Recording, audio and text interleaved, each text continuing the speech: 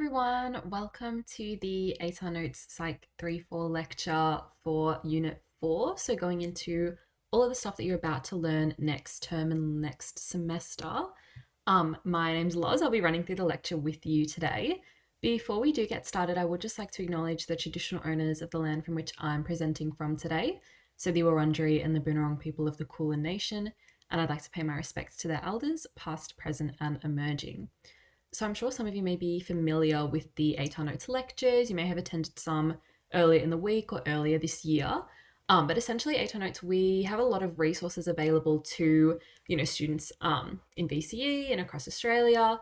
They are essentially all sort of resources for you guys that are created by past students.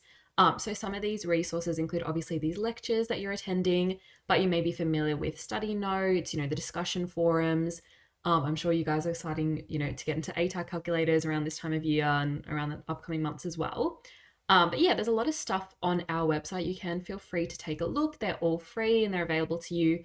You just have to register for an account and you can access all of these. Psych is a pretty popular subject. So there's a lot of stuff on there. There's a lot of sort of input from past students as well who, have been in your shoes and all of that. So there's a lot of stuff that you can have a look at if you are interested.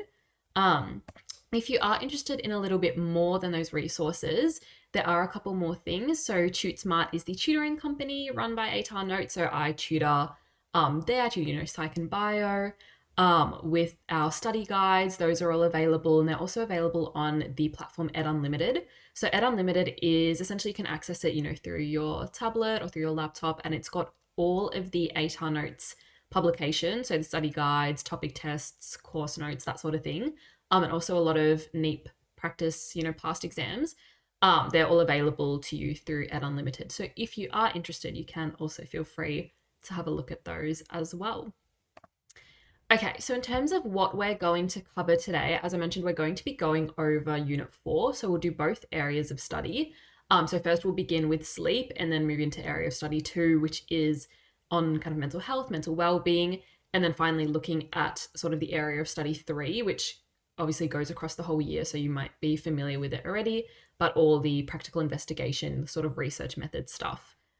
So yeah, that's essentially what we'll be covering. We've got 2 hours. We'll cover that in that time with questions. Pop them into the live chat, and then you'll get a response to those. And if you don't get everything, because there is obviously a lot of content to get through, if you don't get everything as I'm saying it, it's fine. You'll be able to access this and the slides after the lecture as well. But yeah, any questions that you have, as soon as you think of them, just chuck them in the live chat, and those will be answered as well. In terms of myself, with psych, I did psych when I was in year 11. So I did psych 3-4 in year 11, which was in 2019. So I graduated in 2020. I really enjoyed psych. I got a 50 in psych. It was one of my best subjects and I really think I did well in it because I just liked the subject. So I think because I did it in year 11 as well, I had a bit of time, to allocate that and obviously prioritize that compared to my other year 11 subjects.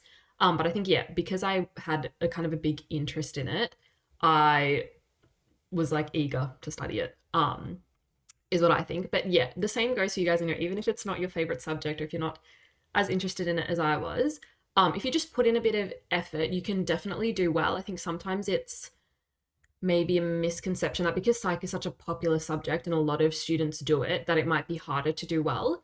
But yeah, as long as you, put in effort, you revise the stuff that you, have done in in Unit 3, and going into Unit 4, kind of keeping everything up to date, not falling behind, and focusing especially on the exam.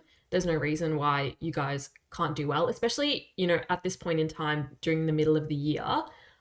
If you may not have done as well during the beginning of the year, over the past 2 terms, there's no reason why you can't really improve your grades. And again, focusing on that really important exam can definitely get you a good score in the end. Yeah, I think we'll kind of go through sort of exam strategies and study tips towards the end, but any questions on that, please just pop it in the chat and then we can answer them throughout. Yeah, so that's what we will be looking at in this lecture today. So beginning with sleep, so obviously with this year, we've had a change in the study design. So honestly, I would say that Unit 4 hasn't been changed that much. I would say stuff has been taken out. So in the previous study design, um, as opposed to this year where this study design is kind of entirely on sleep, last year it was on consciousness and sleep. So kind of the stuff that we're looking at on this slide, um, there was a lot more detail on this. So it's kind of a good thing for you guys. You don't really have to worry about the nature of, consciousness as much. You just have to know about it relating to sleep. Um, so I think that's obviously a big change. So when you use past exams or past resources, if you see stuff that's delving into consciousness a little bit too much, don't, get too sidetracked. That's relating to previous years. And in terms of mental well-being, hasn't really been changed too much either. Again, a lot of stuff has been taken out. So a lot of stuff to do with kind of mental health disorders and risk factors for that, that's been kind of removed. So I would say Unit 4 is a little bit, I would say maybe better compared to Unit 3 in terms of study design changes, because I think there was more changes in Unit 3 compared to Unit 4. And that means that doing past exams as well should be pretty good for you, because you'll be able to read questions and then know that, this is obviously material that you haven't studied, so you don't need to answer it. Because again, most of it has been taken out rather than added in. So hopefully, using past exams, from 2022 and beforehand, they'll still be beneficial to you guys. Okay, hopefully that has kind of all made sense in terms of our actual stuff on sleep. So beginning with the definition of what it is, again, we related a little bit to consciousness. So it's this idea that sleep is what we would call an altered state of consciousness. So consciousness, this idea of, essentially being awake, what we're comprehending, what's in our mind, ultimately, it exists on a bit of a continuum.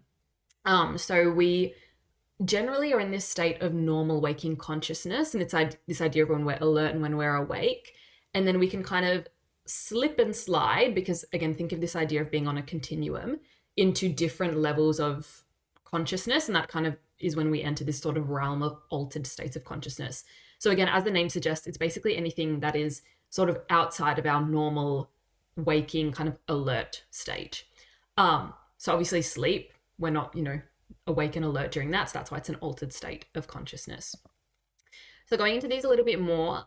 So the definitions of these are here. The definitions aren't like a big thing to be aware of. I think I always say psych is a very application-based subject. So all of your questions are all applying it to a situation. You rarely get a question saying, what is the definition of normal waking consciousness? Or what is the definition of, operant conditioning or something like that. You will get a scenario, so-and-so goes for a walk in the park, blah, blah, blah, blah, blah.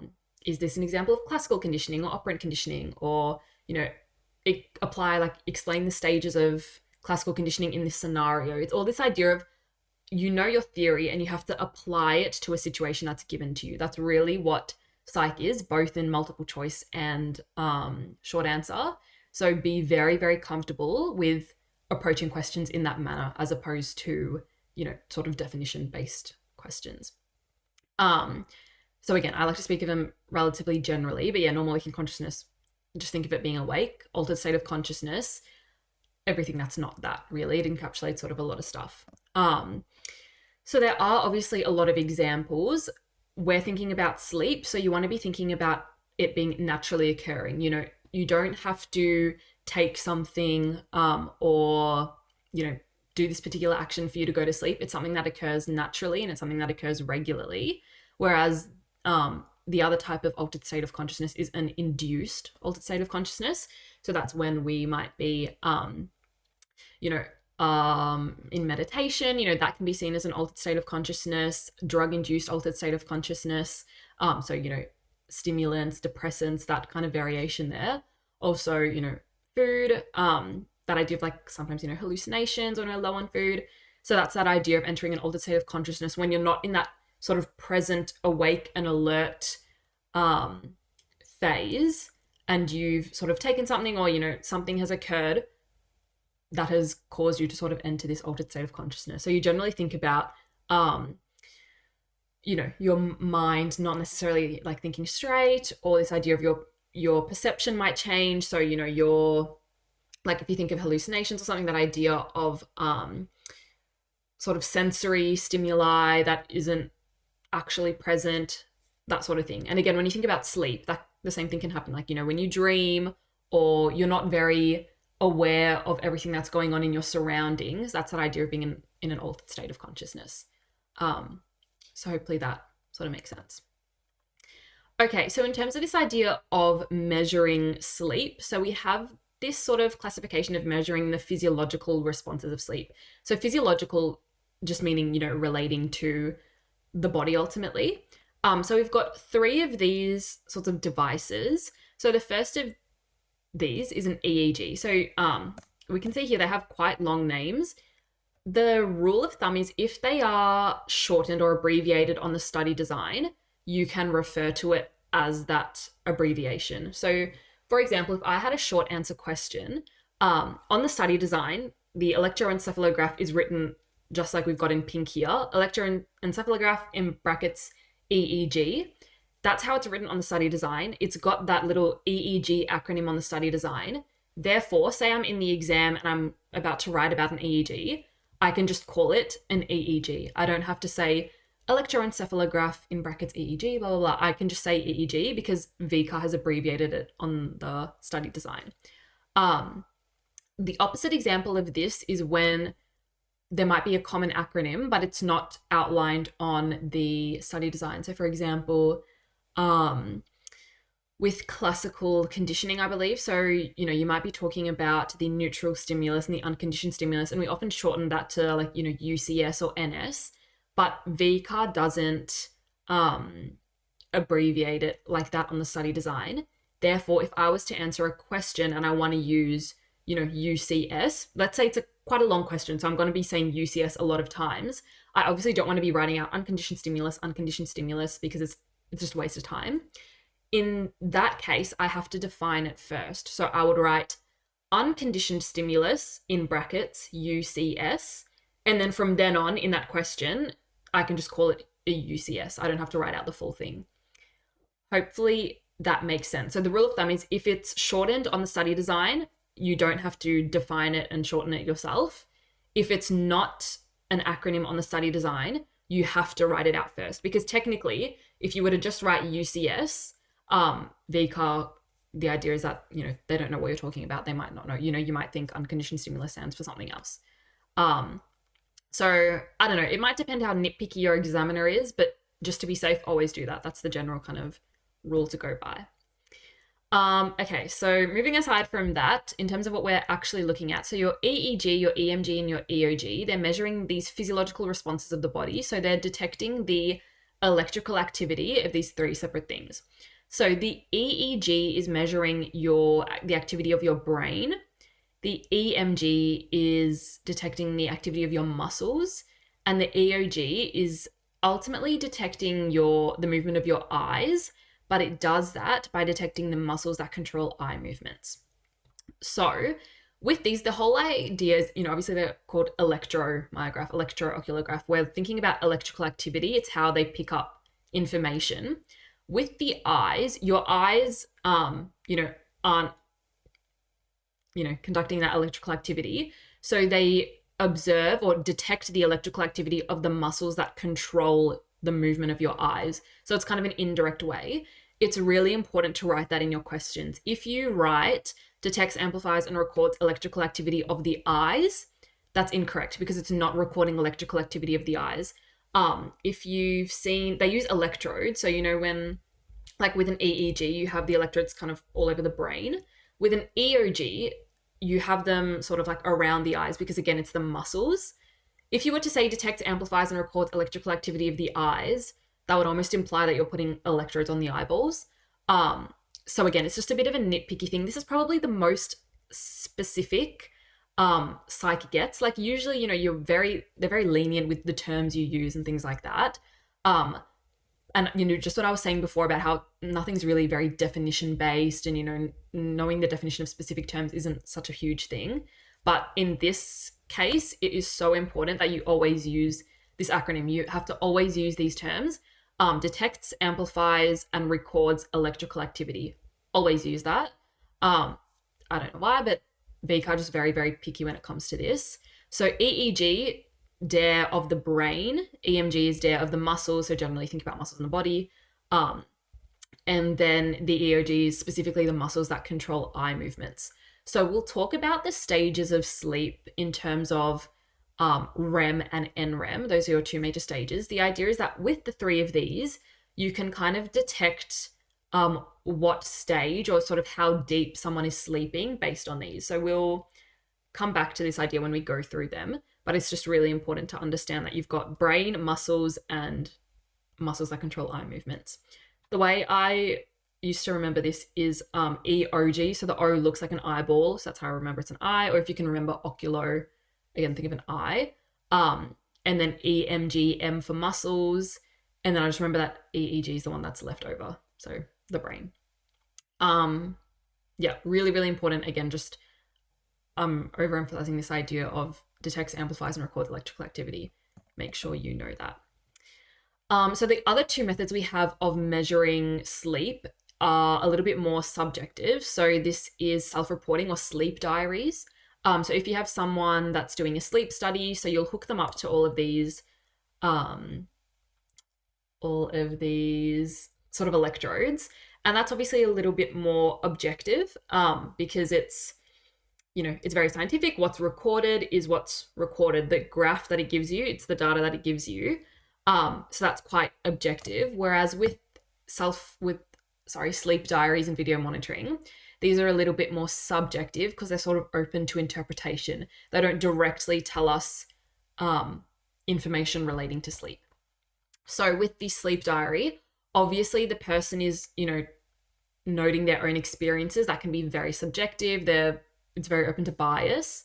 It's obviously very helpful because, you can't use electrodes to figure out how a person was feeling before bed or, what the stresses of the day were or, how refreshed they feel upon waking. Those are some really important things that a sleep diary is good for. But it's just important to understand that, they may get the same hours of sleep. They may be technically, as in two different people may be technically the same level of refreshed, but based on their personal experiences, one may think, oh no, I still feel exhausted, I'm still tired. One may think, oh, I'm so refreshed, I'm the freshest I've ever been. So it's this idea of just being aware that it's not a very objective, i.e. it's subjective, and that, interpretations will differ slightly. So with video monitoring, it's kind of the same thing. You basically just video someone while they're asleep. And this is sort of when you're looking for things like maybe seizures or sleepwalking, that sort of thing. And the idea of it being subjective is just because, again, it's a little bit open to interpretation. So this idea of if someone's moving a lot, what that says about their sleep. Oh, they must be having a bad sleep. It must be this, that. So I would say it's probably less subjective than self-reporting because the video is in front of you. But it relies on the person that's watching the video to interpret what they think is going on. And that's why it's a little bit more subjective as opposed to your electrodes. They produce graphs that have little waves on them.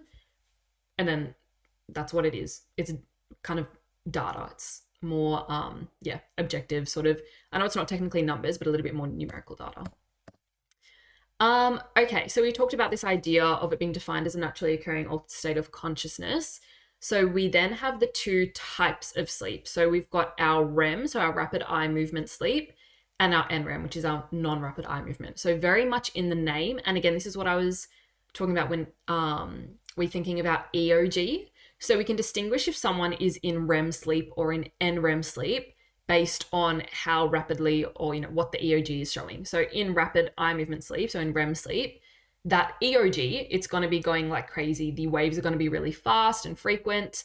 In your NREM sleep, the eyes aren't really moving, or they're moving a little bit more slowly. So that graph is just going to be, smaller waves are going to be less frequent. It's going to show that the muscles that control the eyes aren't moving as much as they are in REM sleep. Okay, so REM sleep, we spend a shorter amount of time. So it's about a quarter or a fifth. So less than NREM. Obviously the hallmark factor of this is that idea of our rapid eye movement. So your eyes are obviously closed, but under it, your eyeballs are just sort of wiggling around. REM sleep is what we associate with dreaming. So with our NREM sleep, we can kind of think about certain stages of that as your deeper sleep. REM sleep isn't necessarily like light sleep, but it's just what we associate more with dreaming. And so dreaming and deep sleep, we don't really think of them sort of being in the same stages. So yeah, those are our kind of main characteristics of REM sleep. In terms of the actual time, so we have we'll talk about circadian rhythms and ultradian rhythms in a second. Over the course of the night, we'll have different episodes of REM sleep. So basically over let's say we sleep for 8 hours, over that time, you'll go into NREM sleep and then REM sleep and then NREM sleep and then REM sleep. You just kind of cycle through the two types. Each time that you cycle through REM sleep, they get longer. So at the start of the night, NREM sleep and then REM sleep, that little portion of REM sleep may only be for a couple of minutes, really short. And then you go NREM sleep and then you go REM sleep, it'll be a bit longer. And then NREM and then REM and then NREM and then REM. By the last sort of period of REM sleep, so you're getting towards waking up, towards the morning, it'll be a lot longer. So that's the idea that as you sleep, as you go through your sleep episode, your REM cycle basically gets a little bit longer each time. The last one is here just as a little bit of an FYI. When we get to NREM again, we'll talk about brainwaves. So brainwaves are what would be picked up on an EEG. So we talked about, detecting electrical activity of the brain. It's not required for you to know the exact brainwave types. So I wouldn't, flag these and make sure you note these down. You will see it in a lot of textbooks. You might see it in some older past questions, but I think it's just something that you can have a read of, but not something that is super duper important. But ultimately, the way that an EEG can kind of figure out what stage you're in is based on how sort of fast your brain is moving or the electrical activity. So we have sort of this progression of sort of high activity brain waves and obviously down to lower. So as you go into deep sleep, obviously the brain is slowing down and you get those sort of slower waves. Whereas when you are awake, like so right now, you would expect in my brain, hopefully, the brain waves are moving a little bit faster. So these fast waves are called beta brain waves. So they're associated with, sort of higher brain activity. And that's what you kind of see in REM sleep. So it's this idea that the brain is pretty active, and then you go from beta to alpha to theta to delta. So delta is your slowest, and those are the ones that you see in your deep sleep. So again, this is just more of a sort of an FYI, but you commonly come across it. And for that reason, we call REM sleep paradoxical sleep. So it's a bit of a paradox because it's, we see the brain or the body working a little bit faster or being a little bit more active. But in REM sleep, you're ultimately like paralyzed, like you don't really move. Compared to deep sleep, where you might like toss and turn. In REM sleep, you don't really move at all. So yeah, internal active, that idea of your heart rate might be going a little bit faster than NREM. The idea that your brain is kind of ticking a little bit faster, but externally you're sort of frozen. So it's that idea of a paradoxical sleep. Okay, if we compare that to NREM, so NREM obviously makes up the majority of our sleep. So it's about 3/4 to 4/5 for adults, being aware that sleep changes as you age. But yeah, so it's kind of about a 3/4, 1/4 sort of thing that goes on. So just remember that you are mostly in NREM. So we have 4 stages of NREM sleep. And so we go from stage 1 to stage 4, with stage 1 being the lightest and stage 4 being the deepest. So stage 1 is when we're just kind of almost transitioning into sleep. So it's a very light sleep. You can still be woken up.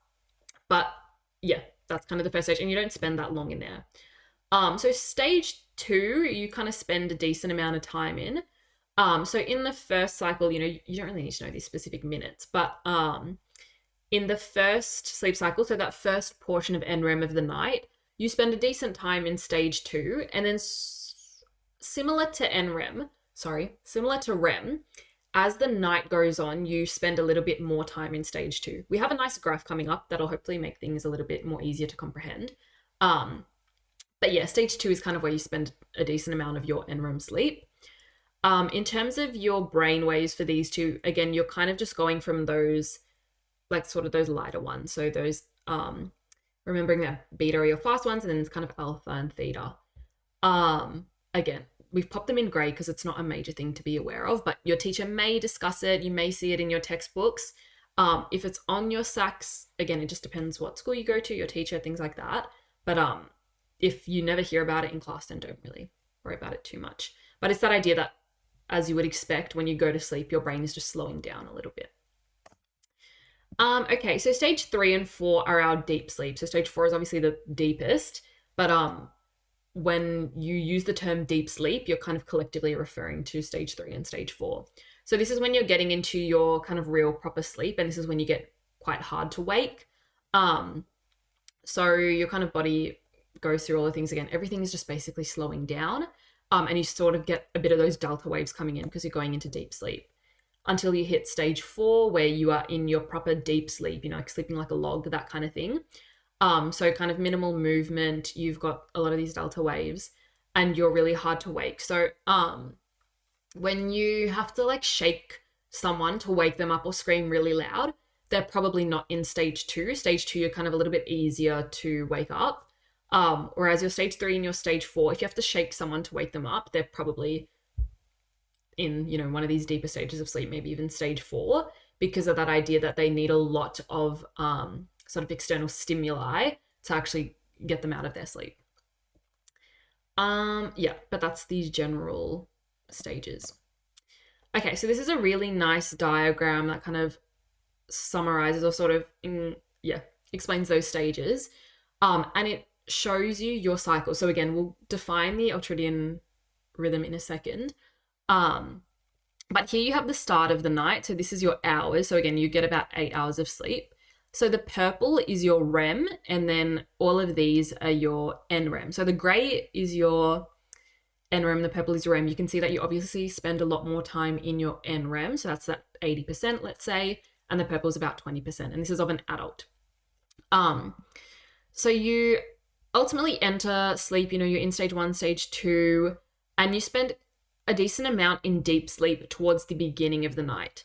As you can see, as you go on into the sort of, 8th hour and longer into the night, you get less deep sleep. So you can see by the time you're on your 3rd, 4th, and 5th sleep cycles, you're actually not getting into that stage 4. So your deep sleep is mainly towards the start of the night.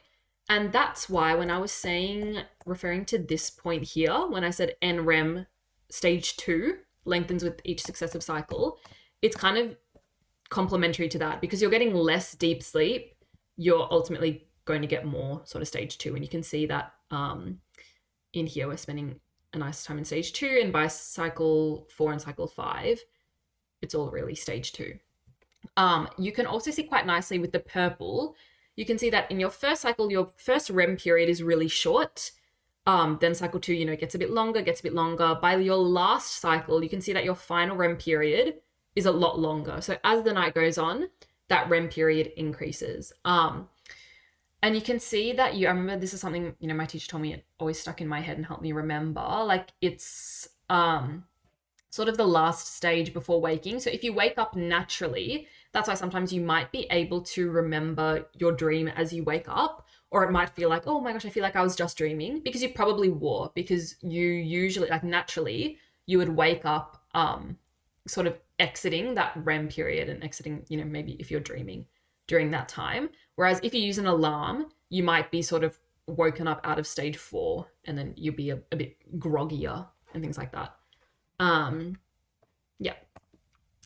Okay, so these are kind of the key points summarized. So we talked about how the length of the sleep cycles increase slightly. So you can see that with these, so cycle 1, cycle 2, cycle 3, that idea that they extend a little bit. Important things to remember are the next 2 dot points. So your deep sleep decreases, as we talked about with stage 3 and stage 4. As the night goes on, you get less and less of that. And then your REM sleep periods increase as the night goes on. So hopefully that makes sense and that graph shows that pretty nicely. Okay, so in terms of our rhythm, so sleep is a biological rhythm, that idea of it being controlled by a biological clock and things like that. So generally it's about 24 hours, which makes sense because we sleep, usually once in a 24-hour period. And we sort of separate this between our circadian and our ultradian rhythms. So our circadian rhythm is a 24-hour cycle. So circadian rhythm isn't just sleep, like you have other circadian rhythms, but by definition, it is sort of a 24-hour cycle. So sleep fits into that category quite nicely because, again, in 24 hours, we sleep at night and we wake up during the day, and then it repeats. That cycle repeats every 24 hours. So we have these sort of cues. So our Zeitgebers, I hope I'm saying that right. But these are our sort of sleep cues that occur within the environment that help tell our body when it's time to be awake and when it's time to sleep. So we'll talk about these towards the end of this section. But for example, light, clocks, meal times, noise, they all work to tell our body, what time of the day is it? And, is it time for bed? Is it time to be awake or is it time to be asleep? And sort of sticking to this circadian rhythm. So when those cues are a little bit out, for example, like if you're coming back from a flight, if you're jet lagged, that sort of thing, if those cues are a little bit out, that can throw off your circadian rhythm and throw off your sleep cycle ultimately. This is more like a bit of a fun fact. If you keep people, so basically I think they kept people in a room and they took away all these cues, so took away lights, clocks, meal times, whatever. They found that, once these people got into a rhythm of sleeping regularly, it fits more towards a 25-hour cycle than 24. But yeah, that's more just something to be aware of. That I remember this point because when you think about jet lag, and we can kind of discuss this when we get into circadian rhythm phase disorders, but with jet lag, often you'll find that they always use the term west is best, because if you travel west, so for example, if you travel from Australia, okay, I'm trying to think. So for example, I came back from a trip a couple days ago. So I went to Europe. So when I went to Europe, I was traveling west, right? So I was traveling west, and it's to do with the sun and whatever. But this idea is that the day gets longer because you travel back in time. So obviously Europe is behind Australia. So when I traveled there, the day got longer. I went back in time, I guess. And because the day is longer, we're able to adjust a little bit easier because it extends the day. So it goes towards that, 25-hour cycle. And we prefer our bodies prefer if the day is extended, and sometimes we can get used to that a bit more quickly compared to if we're coming east and the day shortens. So obviously you're coming east, you're kind of losing time. And the idea is that the day gets shorter. So rather than having to stay awake a little bit longer, you're probably going to have to go to sleep a little bit earlier, if that makes sense.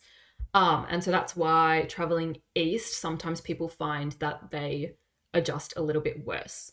Yeah, obviously different people experience different things, but I think that's always something that stuck in my head and always made me remember that stuff about jet lag and 25-hour cycles and all that sort of thing.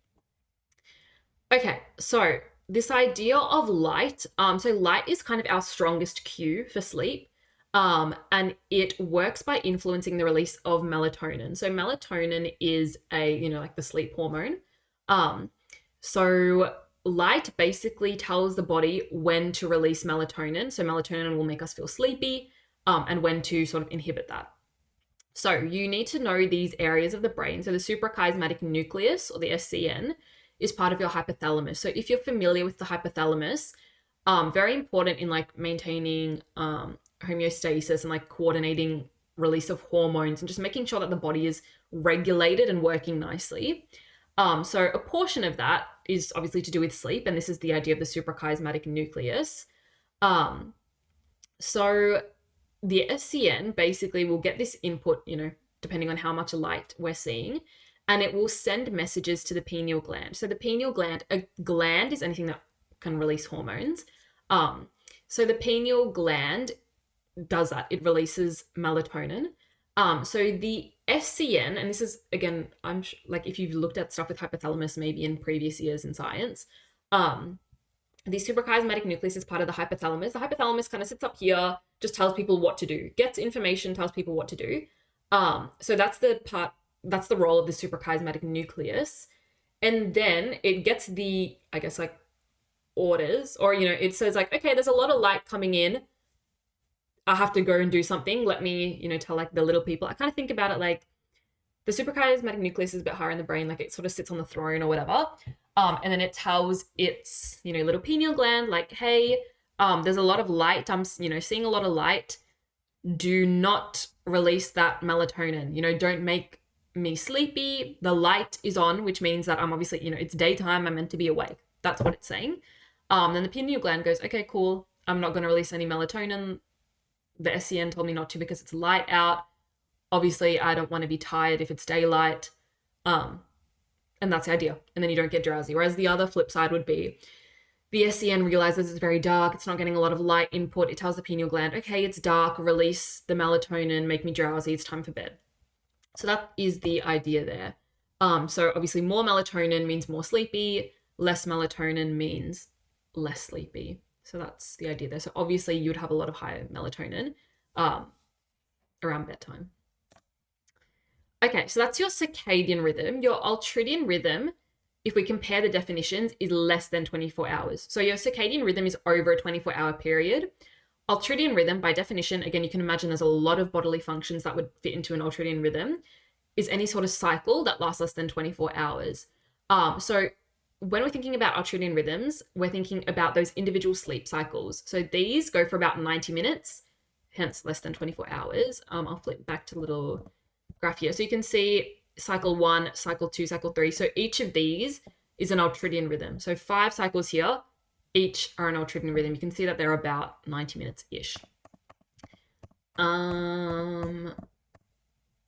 Okay, yeah, so that's what we're talking about there. So a good thing to remember, I feel like sometimes it can be confusing to think about, but an ultradian rhythm, it's your NREM and your REM. So just like we saw in that little graph there, REM, NREM, 1, 2, 3, 4. REM, 1, 2, 3, 4, REM, 1, 2, 3, 4, REM, 1, 2, 3, 4. So the REM and the NREM together, that is one sleep cycle, that is one ultradian rhythm.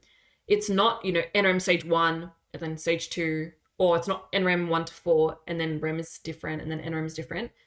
One block of REM and NREM, one cycle. The next block of REM and NREM, the next cycle, so on. Okay, hopefully that is making sense. In terms of sleep across the lifespan, this is also an important thing for you to be aware of. You basically have to know what sleep looks like as an infant, as a child, an adolescent, an adult, and then as an elderly person. And you can be expected to get questions asking, blah, blah, blah is a 64-year-old, blah, blah, blah is a 24-year-old. What would the difference be in their sleep cycle? Like how much sleep would they get? Would their NREM be different? I think often they'll show you little graphs, like bar graphs maybe, saying like, oh, this is the amount of NREM they got, this is the amount of REM, or, this is the hours that they got, something like that. Which one belongs to the 6-month-old? Which one belongs to the 20-year-old? Something like that. Okay, so in terms of this, we have a nice graph coming up as well, which should help visualize it. But as you grow older, your sleep time decreases. So when you're just born, you spend heaps of time asleep, so about 16 hours. This can be fragmented, but all in all, in 24 hours, you spend 16 hours asleep. And as you age, it's obviously less and less. And by the time you are, like an adult, like 20 to 30, I guess, whatever, that's about 8 hours-ish. And then as you get older, so become elderly, it can be 6 hours.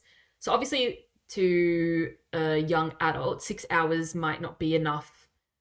They might be sleep deprived, whereas 6 hours can be enough for someone who's elderly. Okay, so the amount of time spent in REM also decreases. So I want you to really separate the kind of key points in the graph we looked at before and sleep across the lifespan, because otherwise you're going to get confused, because the other one is like REM increases, now it decreases. So you have to remember that looking at one night, so one night, not the lifespan, looking at, let's say, a young adult in their sleep episode over one night, your period of REM increases, right? As in like the time spent. So maybe it's 5 minutes in cycle 1, maybe it's 10 minutes cycle 2, maybe it's 15 minutes cycle 3, and so on. When we're looking at the lifespan, so we're going from a baby to an adult to an elderly person, along that trend, your REM sleep decreases. So when you are a baby, when you're sleeping 16 hours a day, you have about 50% of that in REM. So that's about 8 hours in REM. So the proportion of REM is very high. As we talked about before, in a normal adult, it gets to about 20-25%. So, we've gone from in infancy, you're about 50-50 as an infant, 50-50 NREM to REM. As an adult, you're about 75-25.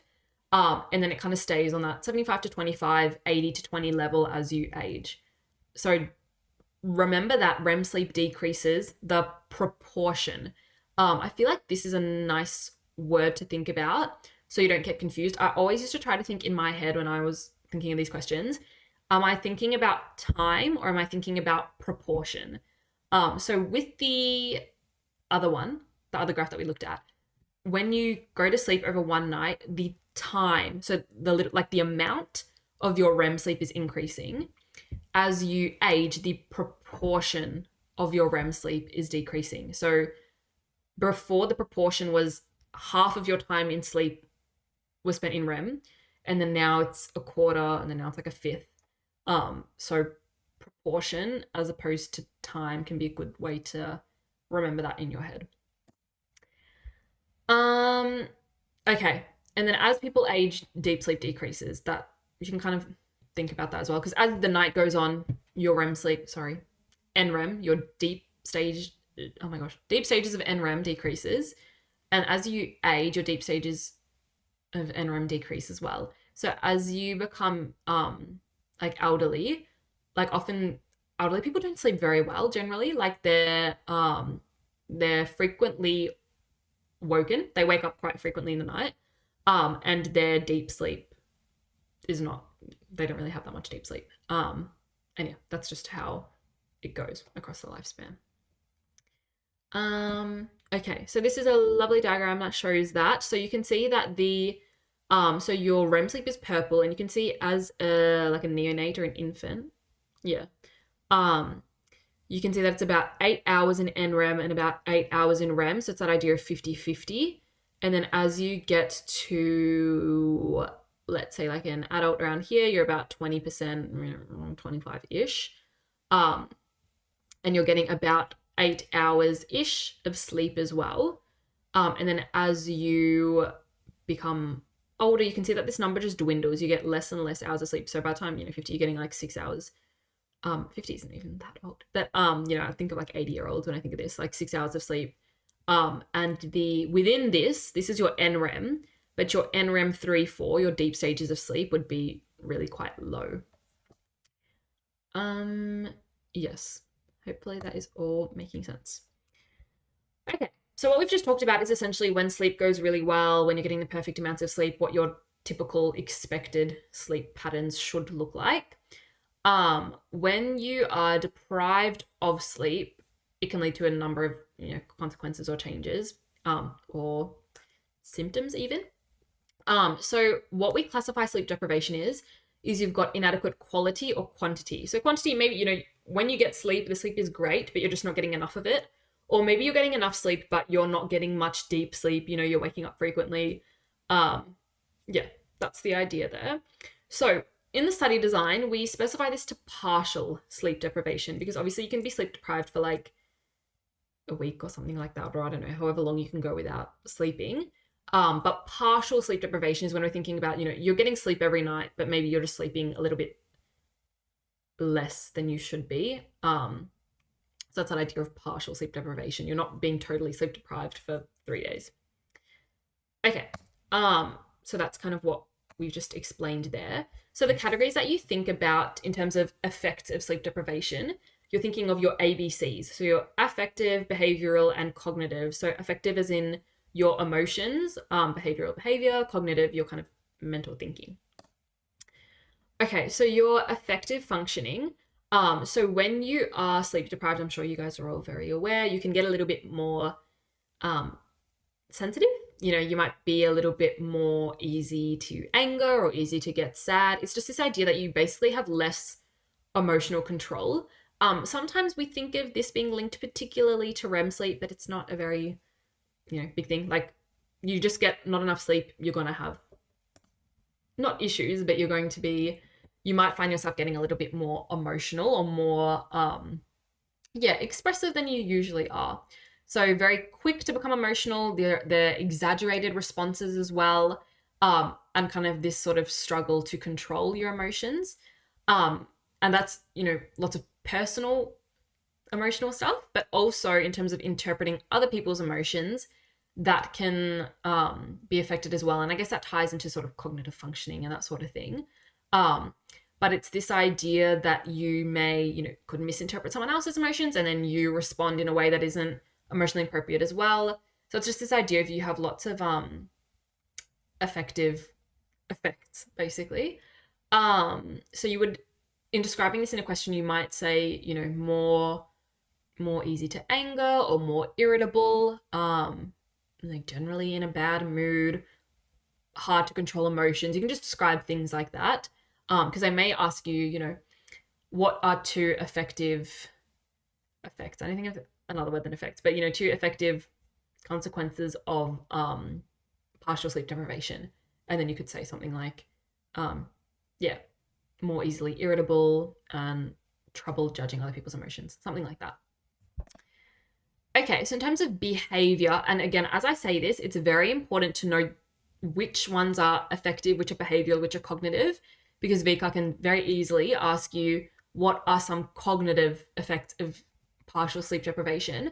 And if you're not reading the question properly, you might talk about, feelings of grogginess, easy to anger, moody. And it's that idea that you're listing off, your A's and your B's, but you haven't read the question specifically enough and like to realize that they're just asking you about cognitive. So it's important that which sort of symptoms or which, effects fit into which category, but also that you're reading the question so you're able to figure out, is VCAR asking me, for any effect, or are they asking me specifically for behavioral ones, for example? Okay, so sleep inertia is basically if you're, in like year 10 physics or whatever, when you talk about inertia, it's that idea of, well, you can tell I haven't done physics in a while, like when your body is being still and whatever, the idea that you're, when the bus stops and then you move, that idea, inertia, right? So if you just apply that sort of idea to sleep, you can kind of comprehend what it's saying. Like, when you wake up from sleep, but you sort of internally still feel like you're sleeping, that sort of idea. So you're very groggy, your brain basically hasn't switched on. And often when I talked about, when you wake up naturally, you kind of exit out of REM sleep. If you wake up with an alarm or you wake up, a little bit earlier than your sleep cycle is completed, you might wake up in the middle of your deep sleep, your NREM 3 and 4. And this sort of effective sleep inertia is likely to be a bit more prominent because of this idea that you're in that sort of stage of deep sleep. So feelings of grogginess, slower reaction time, reduced alertness, those are the things that you're wanting to think of there. So excessive sleepiness, I wouldn't write like sleepiness as an effect. I would say things like, slower reaction time, decreased alertness, decreased coordination, making more mistakes, stuff like that. Impaired concentration is a little bit more cognitive. I'd say behavioral is sometimes the most tricky one to like make sure that you're thinking of behavioral ones for. I remember my teacher saying this to me, like, I think our textbook or something listed a behavioral effect as like fatigue or like being tired. Depends on your teacher, depends on the examiner, I guess, but that's pretty wishy-washy in my opinion. Like saying like, what's an effective sleep deprivation? Being tired? Like I guess so, but I think I would steer clear of that if you can, and say things like, slower reaction time, decreased alertness,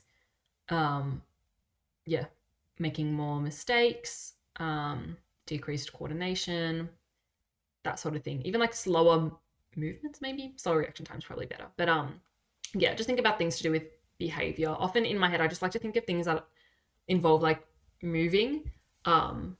Because yeah, otherwise sometimes I might lean towards like cognitive stuff, like impaired concentration. That's a bit more cognitive in my opinion. Okay, so cognitive functioning, this should kind of be a bit easier to rattle off. So problem solving, your decision making, your memory, your attention, your concentration, all that sort of stuff. As you can imagine, again, as I'm sure you've all experienced, when you've had a bad night's sleep, you just don't really focus that well, and everything's a little bit, yeah. So that's what you can kind of think of there. Something to be aware of. Again, a little bit more of an FYI, but it's just a bit of a thing that you don't generally think of. You think, like intuitively, you think it would be the other way around, that people who are sleep deprived, they tend to actually do quite well on their simple repetitive tasks. Sorry, no, that's the wrong thing. See, literally, I still get confused about it. They do quite poorly on the simple repetitive tasks, but they do relatively well on your complex tasks.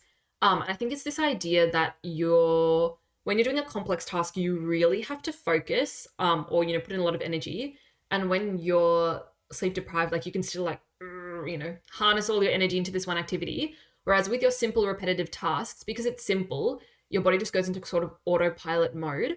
But because it's so simple and it just requires a little bit, like just doing things automatically, because your body is in such a state when it's sleep deprived of not doing things well, the simple things that you don't have to use much brain power for are actually done pretty poorly.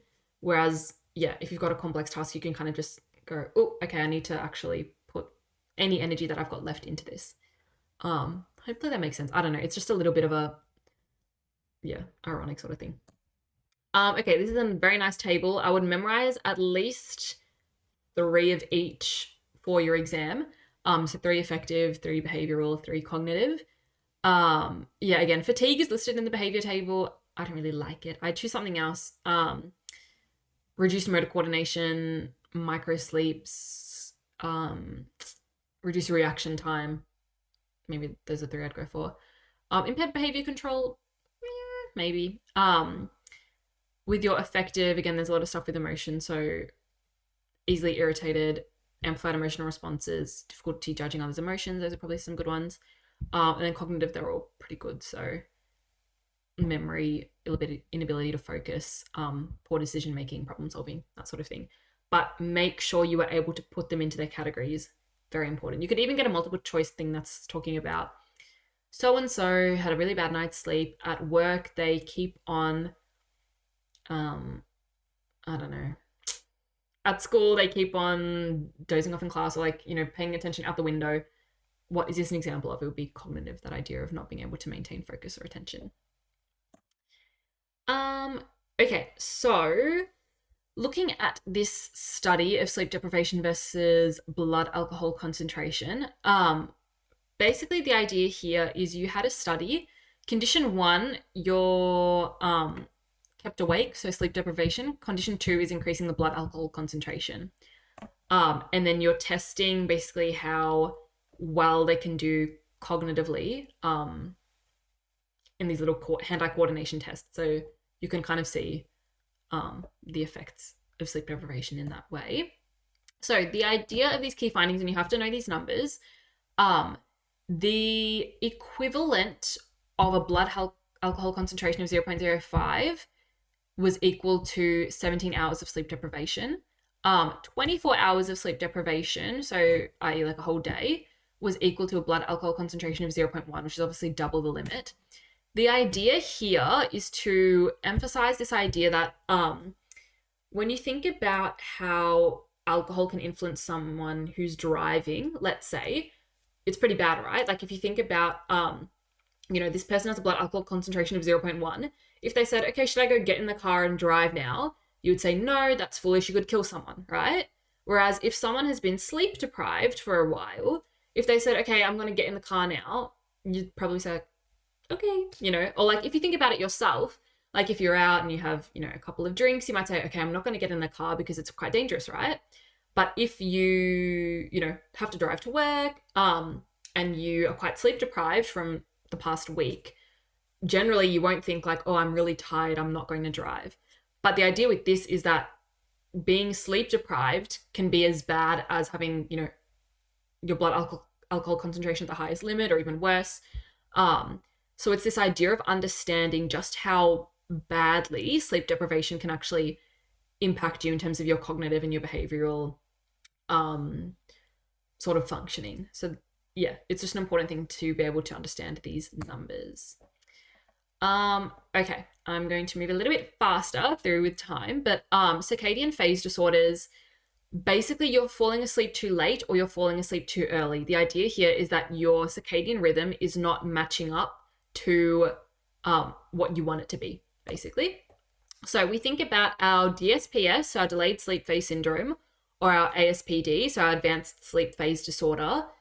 In the study design, these are abbreviated. So when you answer, oh my goodness, short answer questions on these, just feel to chuck in. Oh my gosh, feel free to chuck in DSPS and ASPD.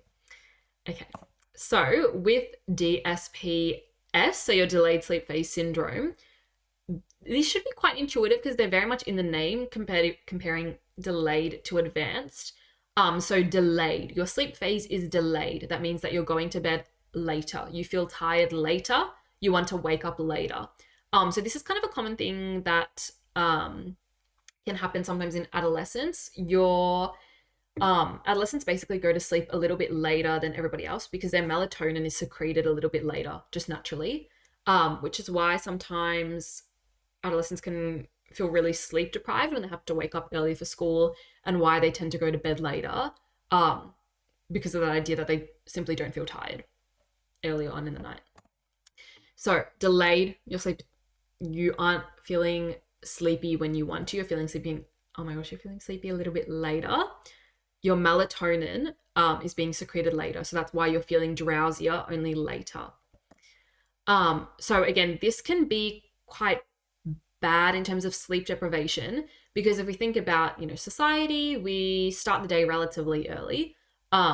So you often have to wake up early for school or for work. So if you have DSPS, you're wanting to go to bed later and your body is wanting to wake up later. So it's not that your body wants less amount of sleep. Your body still wants the same amount of sleep. It just wants to go to bed a little bit later. But obviously if you've got to wake up for school or work, instead of going to bed at 10 p.m. and waking up at 6, your body wants to go to bed at 1 a.m., but you still have to wake up at 6. So now you're getting 5 hours of sleep. And obviously that continues on. You're going to be feeling quite sleep deprived, and all those ABCs that we talked about come into effect. So your ASPD, again, advanced, it's being moved earlier. So you're feeling tired earlier in the night and you're wanting to wake up earlier in the morning. So this means that your melatonin is being secreted earlier. So you're feeling drowsy earlier. You're wanting to go to bed earlier. So this can obviously as well lead to sleep deprivation, but to less of an extent than DSPS. You don't really see it as much. And I think it's a bit more rare as well, this condition. But yeah, if you think about kind of going to sleep earlier doesn't have as much, I suppose, ramifications in terms of, if you want to wake up later in the day for school and for work, you have to get up early. Whereas if you want to fall asleep kind of early in the evening, your dinner plans might be cancelled, but it's not too bad of an issue in terms of like thinking about school and work. So in terms of sleep deprivation, you can kind of go to bed early and wake up early and it's not too much of an issue, whereas waking up later can be an issue. Okay, so fixing your circadian phase disorders, you use bright light therapy. Remembering this idea that with your ASPD and your DSPS, your melatonin is basically being secreted later or earlier, and remembering that light is kind of working on that SCN, which is working on that pineal gland, which is working on the melatonin. By influencing the amount of light that our body is being exposed to, we can influence that secretion of melatonin. So we generally do it through a light box. It's just what it sounds like, a box that emits a lot of light. You have to use it at the specific time of day, obviously, and you have to use it at the right intensity and for the right amount of time. Obviously, too much, too little light, not really good for you either. So with ASPD, we're falling asleep too early. Our melatonin is being secreted earlier. We want to secrete our melatonin later. We're going to shine the light later in the day. So let's say that I want to go to sleep at 6 p.m. and I want to wake up at 1 a.m., let's say, maybe. Oh, yeah. Okay. Or 2 a.m. or something like that. So obviously quite advanced. What I'll do is maybe at 5 p.m. or 6 p.m., I will shine this light using this light box. And that will tell my brain, do not secrete melatonin, do not secrete it. And therefore my brain will secrete it later, and I'm going to be feeling drowsy later, and maybe I'll want to go to bed a little bit later. The other way, so DSPS, you want to secrete melatonin earlier in the day. You want to bring that circadian rhythm earlier, move it a little bit earlier. So what you're going to do is you're going to shine that light box really early in the day, and then that's going to, tell the brain like, okay, I'm awake nice and early in the morning, and then it's going to time nicely, and it'll secrete that melatonin a little bit earlier in the day. So that means that you're waking up in the morning, you're feeling alert in the morning. So then by the time night comes, you're feeling tired, your melatonin is being secreted, and that's getting sort of shifted back. Hopefully that is kind of all clear. Okay, sleep hygiene is basically just kind of strengthening cues for sleep. So having a really regular routine. Obviously, if you're sleeping at random times of the day, sleeping at different times every night, your body's getting a bit confused. That circadian rhythm over a 24-hour period, it's suddenly being thrown out. So not engaging in energizing activities before bed, so not using your phone before bed. Also strengthening the cues in your bedroom for sleeping. So not studying in your bedroom, or in your bed, not, again, going on your phone in your bed, not even reading in your bed, because it's this idea that your body thinks, your body kind of associates your bedroom with activity, with mental activity. And as well, if you do energizing activities before bed, like we've said, exercising is important, but that's during the day, doing regular exercise during the day. So again, you feel tired at night, but not exercising right before bed, because then obviously that's going to send your energy levels a little bit higher and all that sort of stuff. So it's just this idea of basically getting into a good routine, helping the body feel tired, and also strengthening the cues in the bedroom for sleep, basically. Okay, so these are those little Zeitgebers that we talked about. So if you are struggling to sleep, it's this idea of using these cues to your advantage. So we've talked about light a little bit. We generally think about daylight, right? How that influences your sleep schedule. But blue light, I'm sure you guys are very familiar with this, coming from your phones, your tablets, when you're using them in your bed when you're using them at night before bed, your brain is basically saying, okay, this is blue light, and it's telling the SCN, and then it's saying, okay, don't secrete melatonin, because it thinks that it's daytime. Because blue light and daylight, they work the same way in the brain. And the brain just says, okay, it's light. I can see light is shining into the eyes. Obviously, it's not time to go to sleep because it's daylight. And so that can obviously delay the melatonin secretion, and then you feel less drowsy, and then you go to bed a little bit later, which is why it's such a thing to be like, oh, don't use phones before bed, especially if you're struggling to sleep. Temperature. So the idea is that you have a bit of a drop in temperature as you go to sleep.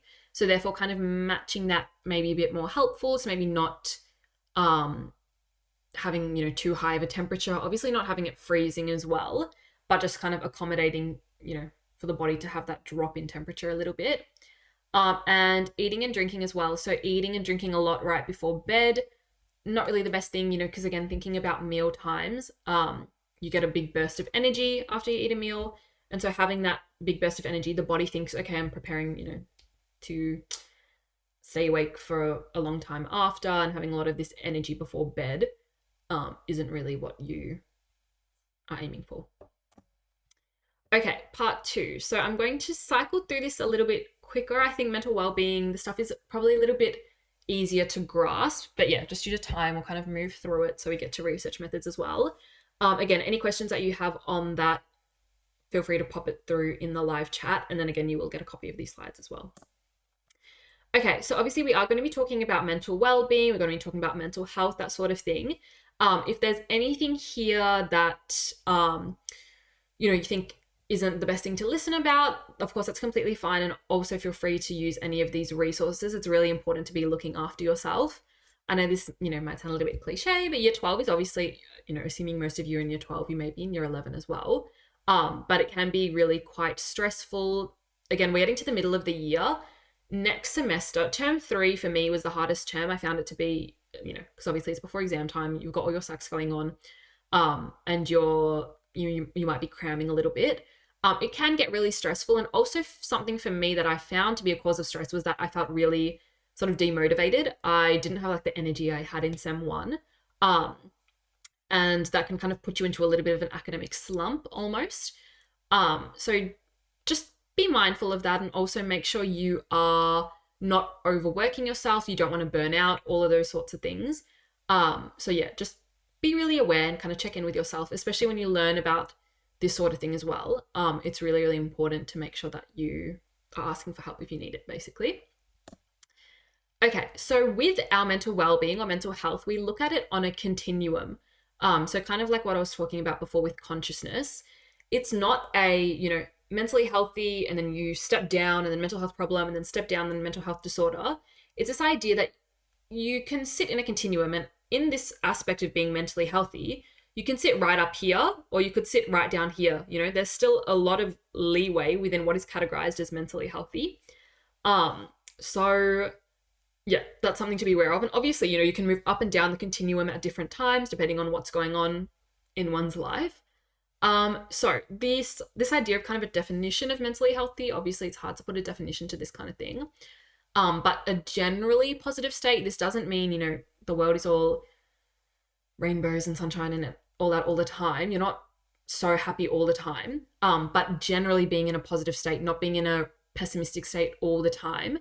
But again, I just want to flag, it's not this idea of whatever comes your way, you're smiling, you're always positive about. It means as well, you have proper emotional regulation. You're able to understand when an event should make you sad or should make you upset, but also this idea of being able to bounce back and those sorts of things. So on that idea of bouncing back, coping with challenges, working productively, forming relationships with others, that sort of thing. So obviously we can kind of, again, slip up and down this continuum. So this idea of a mental health problem, it may be a brief sort of short thing.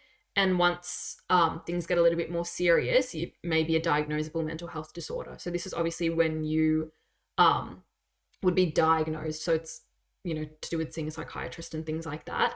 It's not just do I kind of feel this way? Do I kind of feel it's something a little bit more chronic? It happens over a long period of time, and you have to fulfill certain criteria according to the DSM, sort of like the handbook of mental health disorders, that sort of thing. Okay, so things that affect where we sort of sit on this continuum, things that affect our mental well-being, are our internal and our external factors. So internal means that they originate within ourselves. So, our genetic makeup, our feelings, our beliefs, that sort of thing. And obviously that can dictate where you're sitting on that continuum. So if you, have certain thoughts, if you've got certain feelings, you may be right up mentally healthy, you may be a little bit lower down, you may be a little bit more stressed, that sort of thing.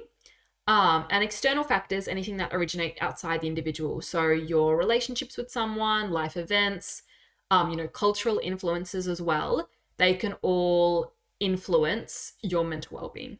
So hopefully that makes sense. In terms of some important definitions to know, these kind of sit, sometimes on their own little continuum as well. Phobia is really important, and we'll get into it in a second. But you need to understand the distinction between stress, anxiety, and phobia. So we've talked a bit about stress in Unit 3. So you guys should be, experts on this sort of thing. But with your definition of stress, it's more of this kind of goes from like more appropriate to sort of more inappropriate. So stress is a very normal emotion, obviously. Very common, you can experience it due to a lot of different reasons. And it can be, good and bad. But if you experience stress, you may slip down that continuum a little bit, but it doesn't, it might not mean that you're, extremely stressed out all the time and, you're extremely anxious all the time. It just means that, something is causing a period of stress.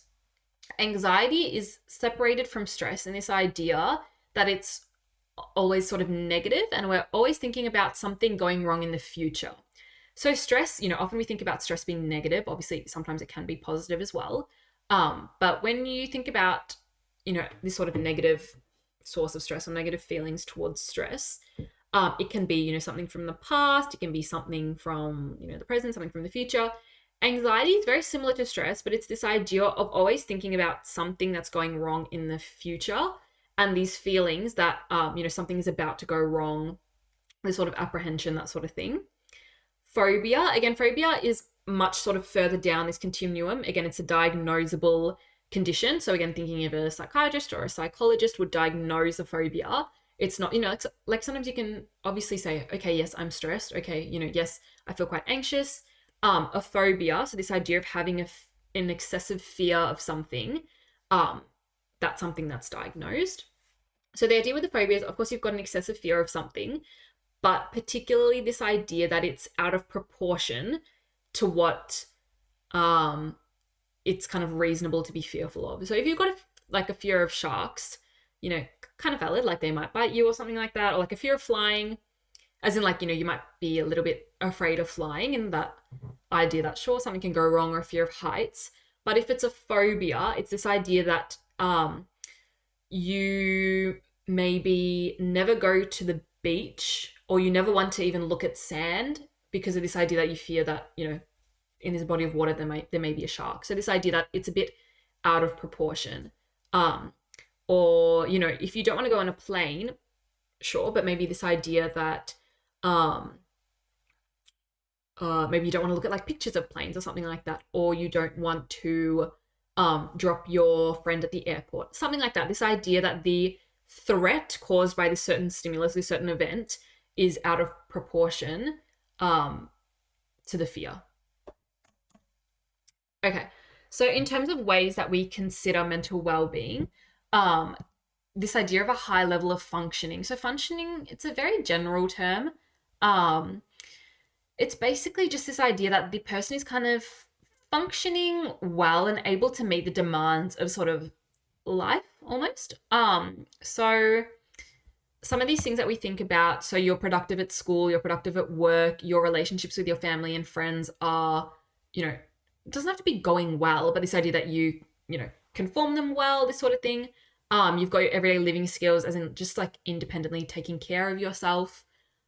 Reasonable cognitive skills in that you can make reasonable decisions, judgments, that sort of thing, and reasonable emotional control. So you can see how these sort of things would comprise a high level of functioning, and that if you had to have some of these be a little bit poorer, like maybe you're not forming any relationships at all, are always having bad relationships with other people, maybe you're not very productive at work, maybe you're kind of struggling with everyday basic living skills, that may be, what you would call like a lower level of functioning, and that can obviously impact your mental well-being.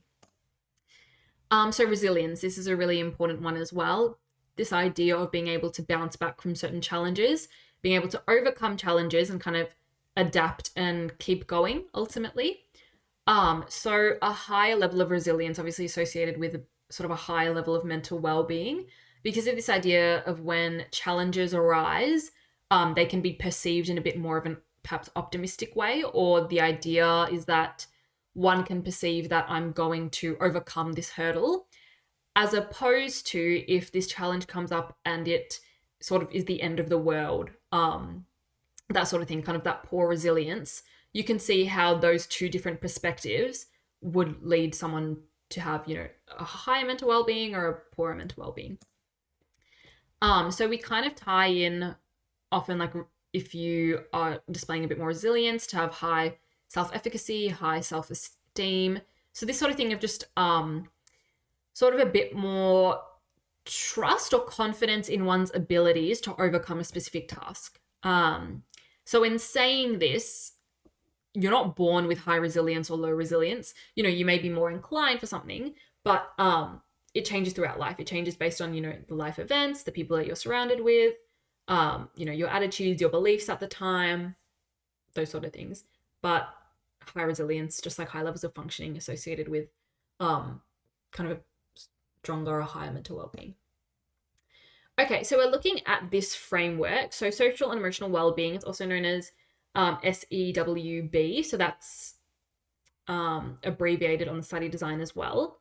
So this is a specific framework that's used particularly by the Aboriginal and Torres Strait Islander community.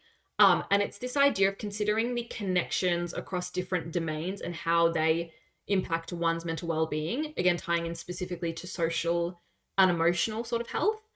So the different things that are looked at here, so these are specific things that you need to be aware of. So looking at the body, mind, family, community, culture, land, and spirituality. So you can see that it's, of vastly different things, and it's how these all sort of come together and how they can influence one's mental well-being, and how your well-being in each of these categories can kind of, increase and decrease, and how they all contribute to this overall idea. And in saying that, of course, that they can fluctuate as well. So when you're thinking about body, you're thinking about physical health, mind, mental health, and so on. But these are all, they're all sort of respective domains within themselves, but it's important to understand that they all interact, and you're thinking of this forming and shaping one's well-being at that present time. Okay, so the biopsychosocial model, really important to understand. Biopsychosocial, the idea that they integrate. This is a diagram that you'll see everywhere in terms of this little Venn diagram. It's really important to understand this part here, how they all interact, how these two interact, these two and these two. Baker always emphasizes the idea that they all interact equally. So it's not that social is more important than biological, which is more important than psychological.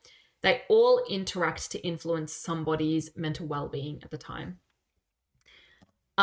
So it's important to understand the different categories. What we look at these sort of in the context of is specific phobia and also the maintenance of mental well-being. You need to know which ones are biological, what's psychological, and what is social. Okay, so again, we've got this idea here of specific phobia. It's what we were talking about in that definition before. And we're looking at these sorts of sort of risk factors, or these contributing factors, but also their interventions.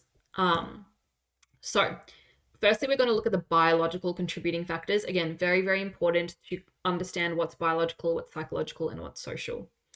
So with your biological, we've got GABA dysfunction. So we talked about GABA, or you would have talked about GABA in Unit 3.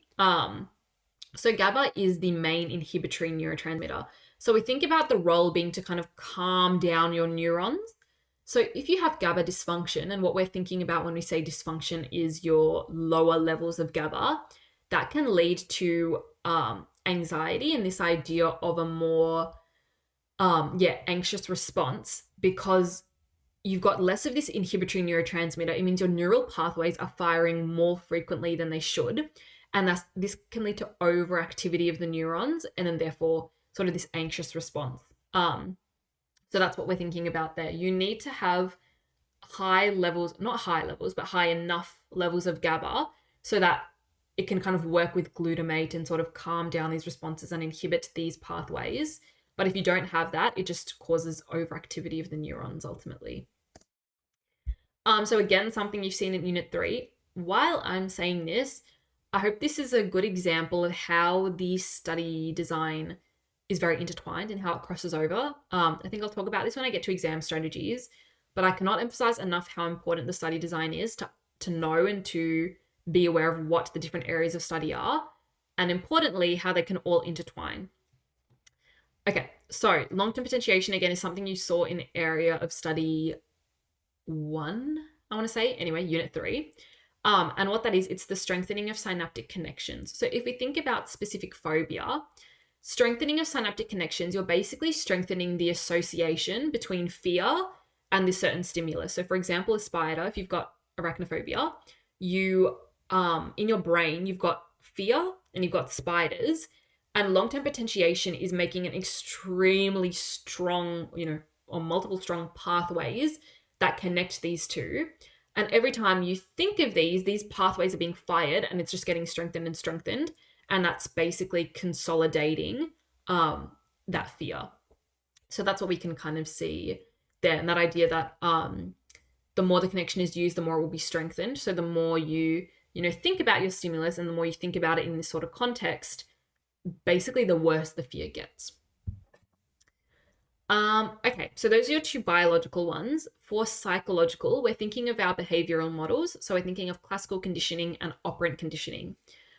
So your classical conditioning, this is when we're thinking about the acquisition of phobia. So if you see in pink, we've got precipitation by classical conditioning, and the other one is perpetuation by operant conditioning. So if you think about the words precipitation and perpetuation, precipitation, I think of rain, like it's called precipitation, that's what I always think of.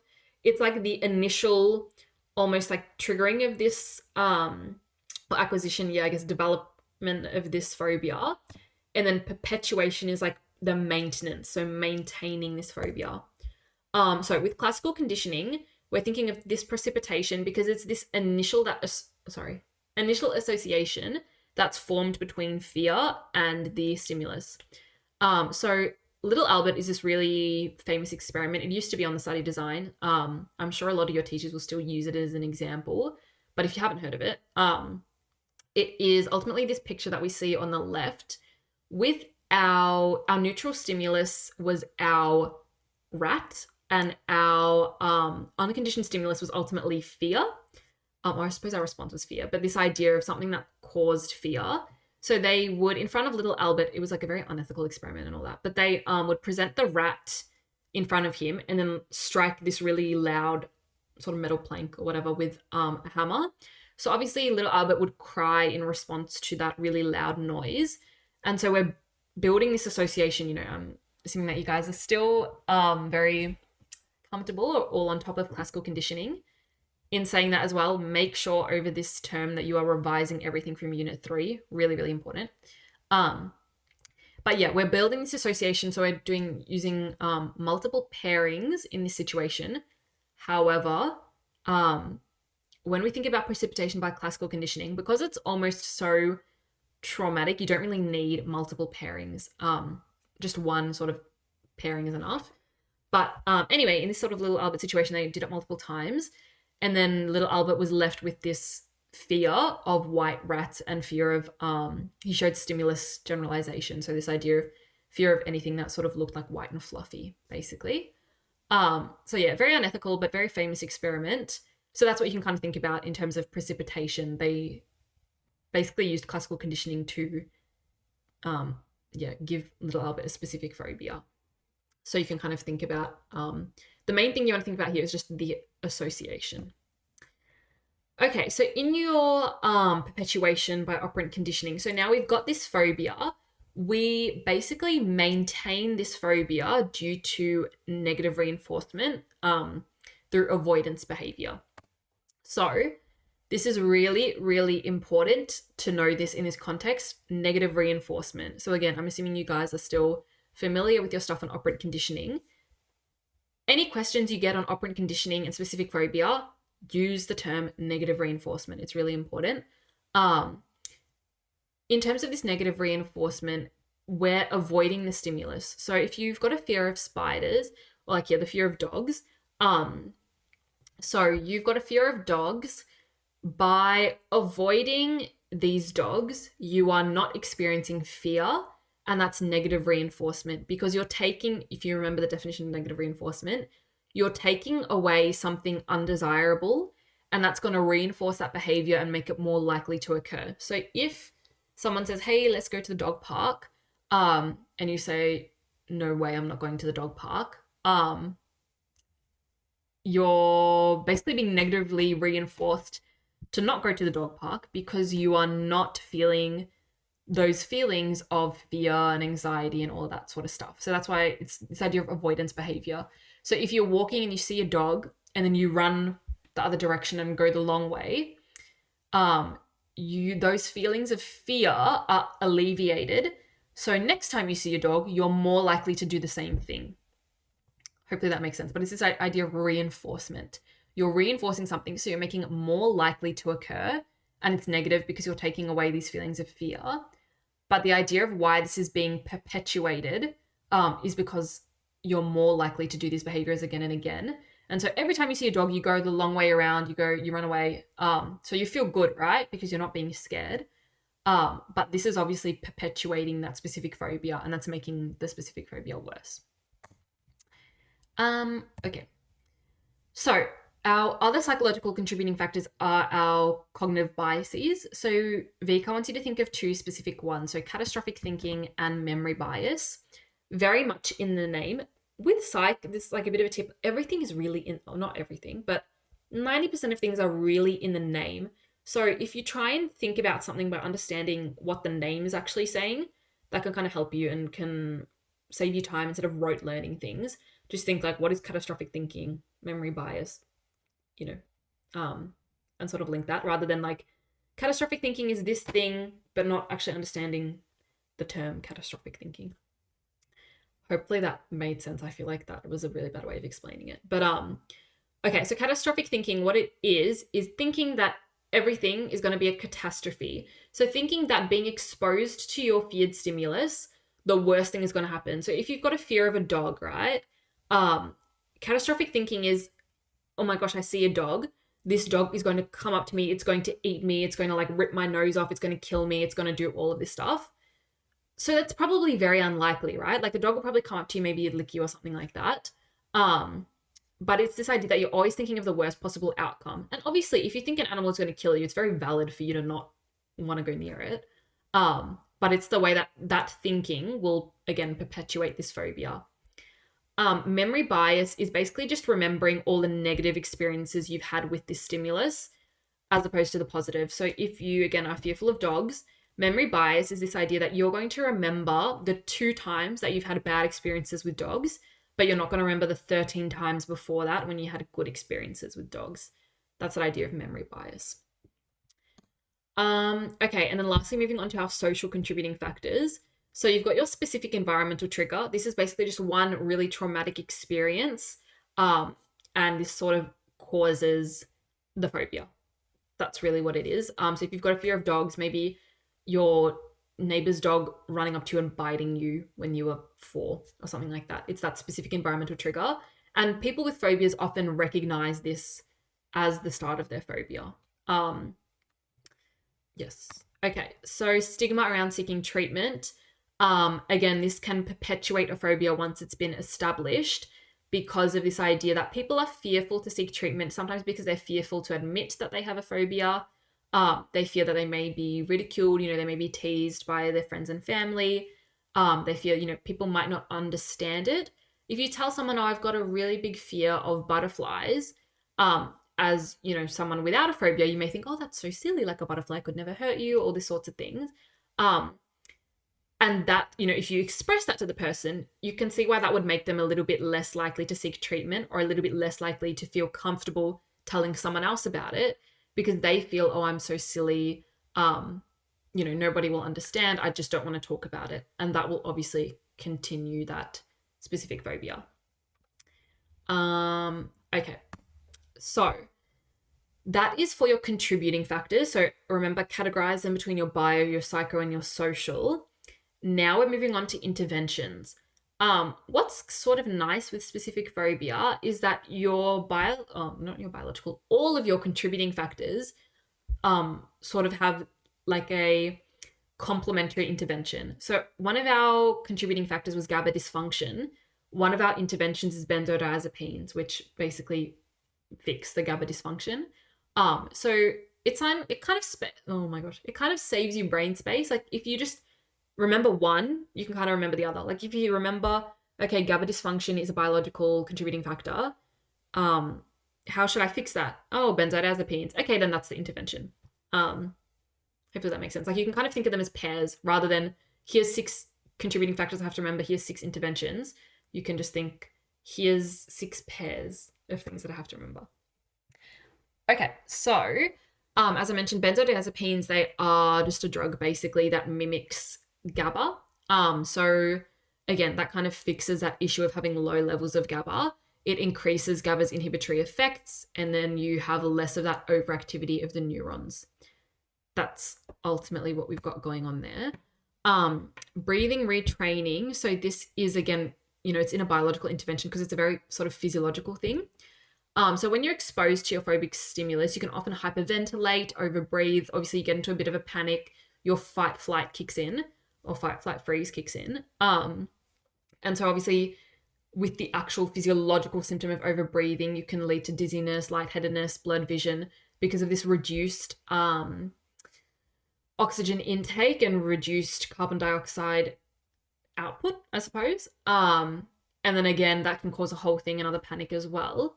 So learning to not overbreathe and kind of learning these breathing techniques can be really helpful in the situation that you've or in the circumstance that you are exposed to your phobic stimulus and you feel that sort of panic coming in. So obviously it's like a proper thing, but like, generally thinking of slow, deep breaths in through the nose, out through the mouth. Often, the deep breaths that you think about when you do like mindfulness or meditation, that sort of thing. So that can be really helpful because it can obviously reduce the things that we just discussed. But importantly, also having this feeling of, calm, relaxation, and therefore not having those feelings of anxiety, that fight, flight, freeze sort of kicking in there. Okay, so moving on to our psychological interventions, we have CBT. So CBT is this sort of big psychological thing. So it stands for cognitive behavioral therapy. So it's this sort of all-encompassing therapy that involves sort of replacing negative or harmful thoughts with good ones and replacing negative and harmful behaviors with good ones as well. So if we think about the cognitive part of CBT in the context of specific phobia, it's just challenging all of these sort of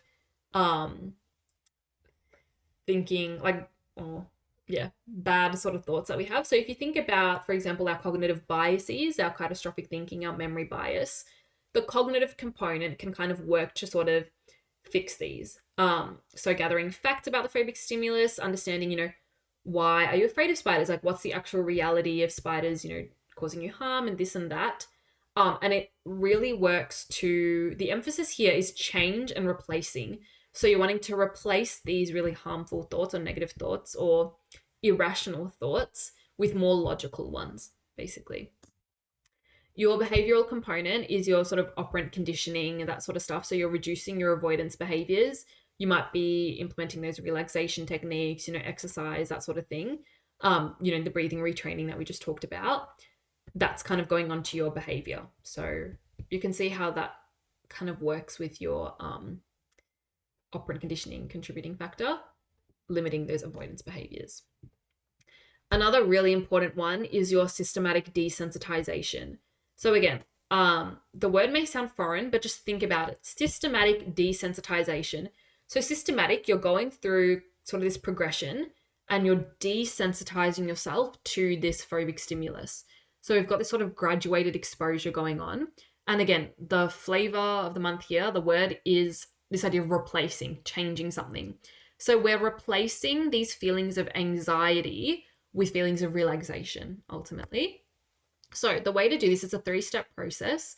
The first one is to teach the individual a relaxation technique. So often we think about that being breathing retraining, so what we've just discussed. So we teach them, how to breathe properly and all that sort of stuff. Then we have the individual create a fear hierarchy. This is where your systematic or your graduated part is going to come in.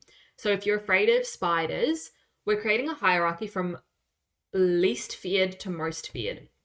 So it might be hearing the word spider and then looking at a drawing of a spider, looking at a picture of a spider, looking at a video of a spider, looking at a spider in front of you far away, looking at a spider close up, having a spider on you. Maybe that's the fear hierarchy, right?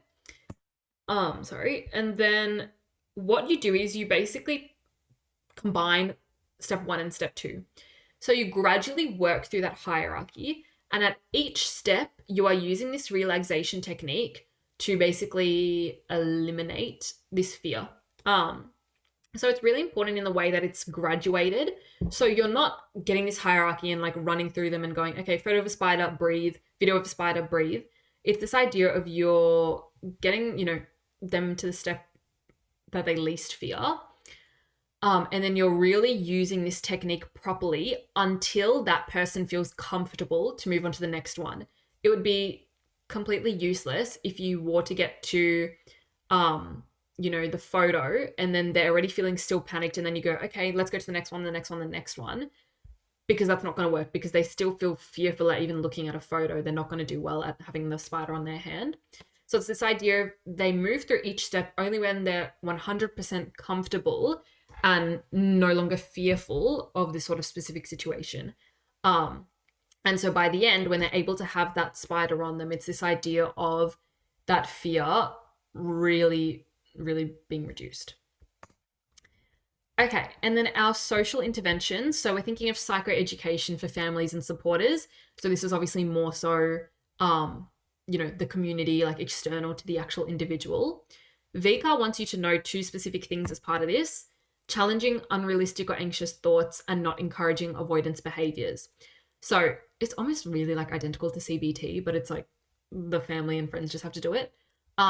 So if an individual, expresses their thoughts maybe on this phobic stimulus, being able to challenge them and being able to help them see things a little bit more logically, and also not encouraging avoidance behaviors. So like I mentioned before, that scenario where you see a dog, you want to go the long way around the block. Maybe if your friend or family is with you, they can say, no, we're going to walk this pathway. You're going to walk here. So that avoidance behavior isn't reinforced. And again, that doesn't mean saying like, okay, I'm going to make you like touch this dog, and this dog, I'm going to release it from its lead. It's just saying don't actively avoid it. Don't engage in these avoidance behaviors. Okay, so that is it on specific phobia. In terms of our last little bit here, it's on protective factors. So these are basically the opposite of risk factors. So factors that protect one's mental well-being and can kind of push you towards that higher end of the continuum, basically. So we are thinking of adequate diet and adequate sleep. So I'm sure, honestly, this is probably like the easiest part of this area of study because it's very intuitive. So getting a variety of different foods, staying hydrated, enough, food intake, enough healthy foods, minerals, that sort of thing. That's what we're thinking about when you think of an adequate diet, a well-balanced diet, and also limiting, your junk foods, drugs, alcohol, that sort of thing, and keeping nutrition high. Obviously, there's a lot of stuff you can talk about here. Just keep it simple in your short answers. So literally just saying variety of different foods, hydrating, eating, the right amount, avoiding too much unhealthy food. Something like that. Like something like you don't have to be really super thorough and include everything under the sun on the food pyramid. Just, be concise with your answer. And then adequate sleep. So we've had this whole area of study on sleep. You'll be very, very good at this point. So just talking about sleep quality and quantity, talking about limiting, reason for sleep deprivation, that sort of stuff. Okay, so your psychological protective factors, basically the cognitive and behavioral part of CBT. So basically all of CBT. So just this idea of, again, replacing any irrational thoughts and harmful or illogical thoughts with more well thought out, considered, logical ones, basically. And the same with behaviors. Any behaviors that are detrimental to your well-being, replacing them with things that are a little bit more positive, basically. So obviously we talked about cognitive behavioral strategies in CBT in the context of specific phobia. In this context, you're describing it very generally. You're just describing it in mental well-being in general. So obviously when you write a response, it'll be different, compared to what you would talk about in the context of specific phobia. Okay, and then your other psychological protective factor is mindfulness meditation. So again, this kind of controlled breathing, controlling one's awareness, this idea of focusing on, one's thoughts, one's feelings, one's emotions, how one is at the present time. That can be really helpful for sort of centering oneself. And again, keeping aware of, am I getting, am I falling a little bit down that continuum? Am I feeling stressed, but maybe I'm just not acknowledging it? Sometimes focusing and being aware of your internal feelings through mindfulness meditation can be a good way to note things like that. Okay, and then lastly, your social protective factors. So your support from your family, friends, and community. So this can obviously be different types of support. It can be emotional support, financial support, informational support, whatever it is. But this idea that you have support in general, you feel that there are people that you can lean on, and they can be a source for positivity and all those good things. Yeah. So the idea here is that when you may be slipping down that continuum, it's sort of like a catch-22 almost. You probably feel a little bit less inclined to share it with someone. Sometimes you want to isolate yourself. You feel that you don't want to socialize. You might stop going to school, might stop going to work. So it's that idea of you're kind of maybe in the time where you need most help, but you're not sort of able to access it in that way, which is why support can be really, really helpful, especially in those sort of times. Okay, and then we have these cultural determinants of mental well-being. So again, thinking of this sort of relating to our social and emotional well-being in terms of that framework. So this idea of cultural continuity, again, how this impacts and how this sort of influences mental well-being is this idea of obviously kind of being a bit more of a protective factor. So this idea of continuing traditions, continuing aspects of one's culture, particularly in the history when we think about, stolen generations and things like that, and how, elements of culture have been sort of removed.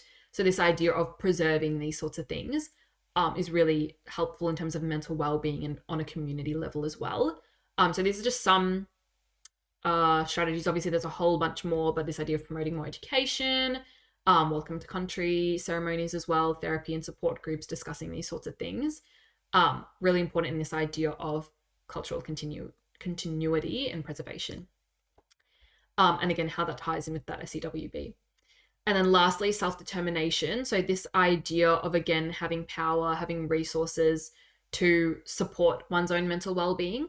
And again, tying this into the culture of Aboriginal and Torres Strait Islander people. So with this idea of smoking ceremonies, bush medicine, spiritual realignment, these sorts of traditional forms of healing that link to mental well-being in a way that is still very true to their culture and things like that. So that's that idea of self-determination there. Hopefully that is all making sense. Okay, so I know we have just a little bit of time left. I'm probably going to go through this relatively quickly. I know I said that about the last part as well, but research methods are so important. One thing I always tell my students is please do not neglect research methods. It's very easy to think, because it's like a lot of definition sort of stuff, and obviously you apply it to sleep, or you apply it to mental well-being, or you apply it to stress. It's easy to think like, oh, I just need to like when I need to know everything about stress and I'll be able to answer all experimental questions on it. That's not necessarily true. Sometimes I'm sure you're aware, especially with the 10 marker, or I don't know, you may or may not be aware, but like the 10 marker, at least when I was in year 12, people always tried to predict the 10 marker. And I remember we always thought that it would never be on research methods because it hadn't been in the past on the study design. So everyone was always saying, it's never going to be on research methods. It's never going to be on research methods. And luckily for me, because I did psych in year 11, it wasn't on research methods. But I remember next year when all my friends were doing psych, that year it was on research methods, I'm pretty sure. So don't neglect it. And I think it's kind of seen as a little bit tricky, like to do questions on it. And maybe that's why students tend to avoid it as well. I mean, like I always used to leave the tricky things for last. But it's really, really important, and don't neglect it. Don't kind of like lull yourself into a false sense of security and thinking like, oh, I know what an independent variable is. I'll be able to answer the questions. Constantly stay revising this stuff. Okay. So hypotheses, really, really important. You have to mention the population. I think that's a bit of a difference between psych hypotheses and other ones. So here we're talking about Australian adults. If you don't mention Australian adults in this, or you just use the sample and not really the population, it's not the best hypothesis. So that's included in your little iPod acronym, population. That's really important. I think that's something that students tend to miss. So Australian adults who read at least one book per week will score higher on a standard IQ test than Australian adults who don't read at all. So the independent variable being the sort of amount of books that are being read. the population being Australian adults. Operationalizing something, to be fair, oh yeah, this hypothesis is kind of operationalized. It just means being specific. So rather than Australian adults who read more will be smarter than Australian adults who don't read, that isn't really operationalized because it doesn't tell you exactly how you're measuring the IV and the DV. So saying, at least one book per week will score higher on a standard IQ test. It tells you how you're going to measure stuff, basically.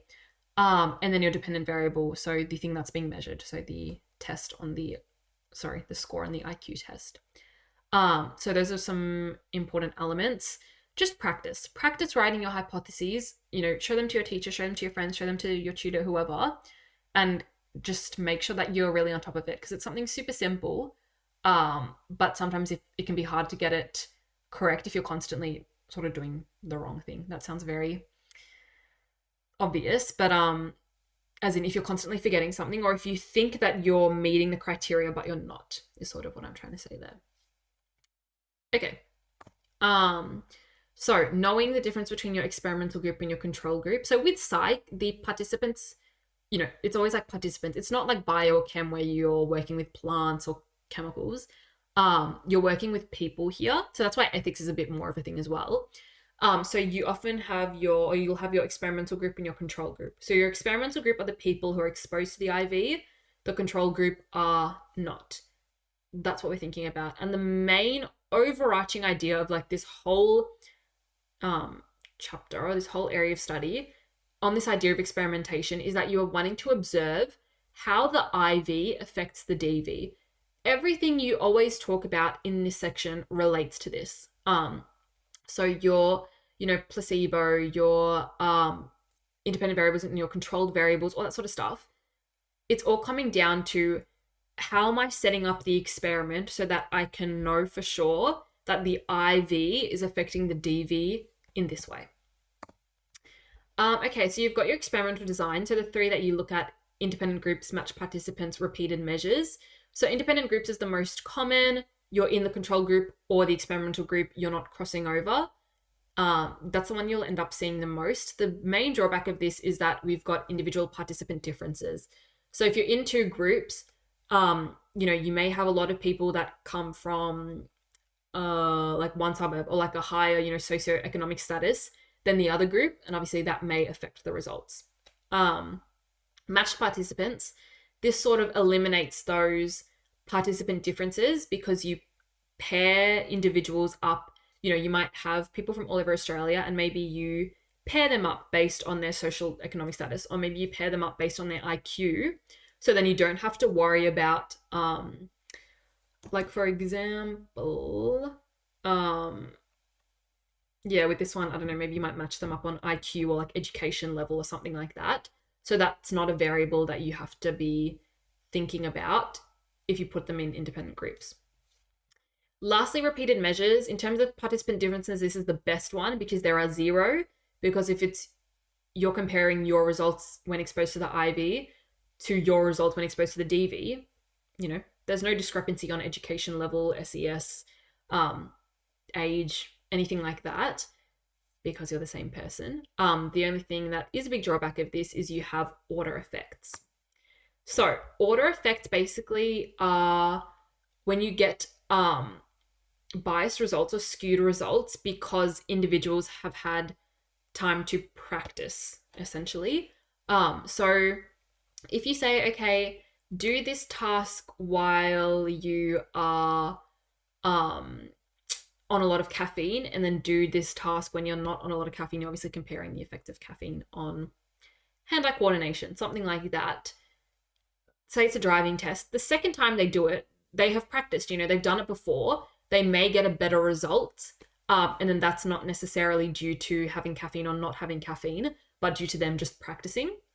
So for that reason, we bring in this thing called counterbalancing. So it means that if you've got 10 participants, instead of 10 of them doing the driving test with caffeine and then 10 of them doing it without caffeine, you've got 5 doing it with caffeine and 5 doing it with no caffeine first. And then you've got 5 doing it with no caffeine second, 5 doing it with caffeine second as well. So instead of them all doing one task first and all doing one task second, where in the second task they may all perform better than they typically would, if you counterbalance them, it cancels that out.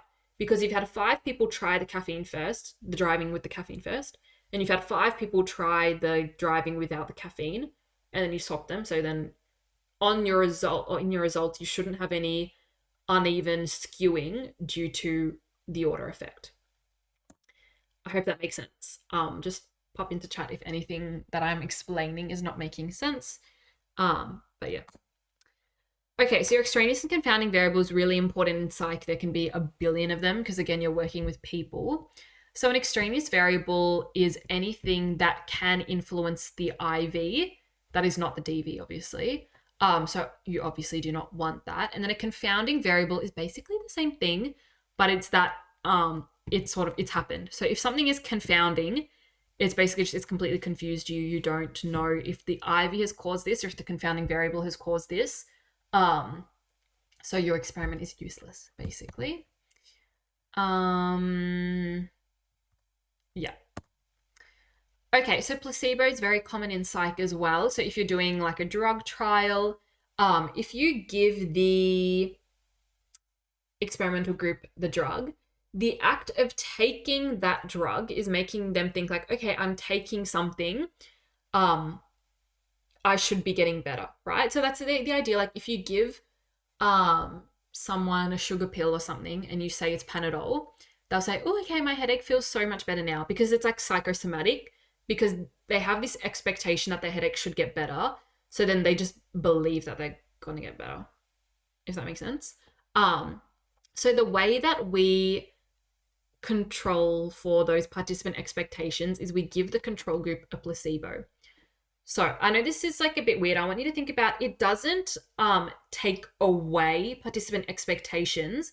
It just makes the experimental and the control group equal in that they both have this like sort of false idea that they're taking a pill, if that makes sense. So if you didn't have a placebo, so in your experimental group, you're giving them the drug. Your control group, you're not giving them anything.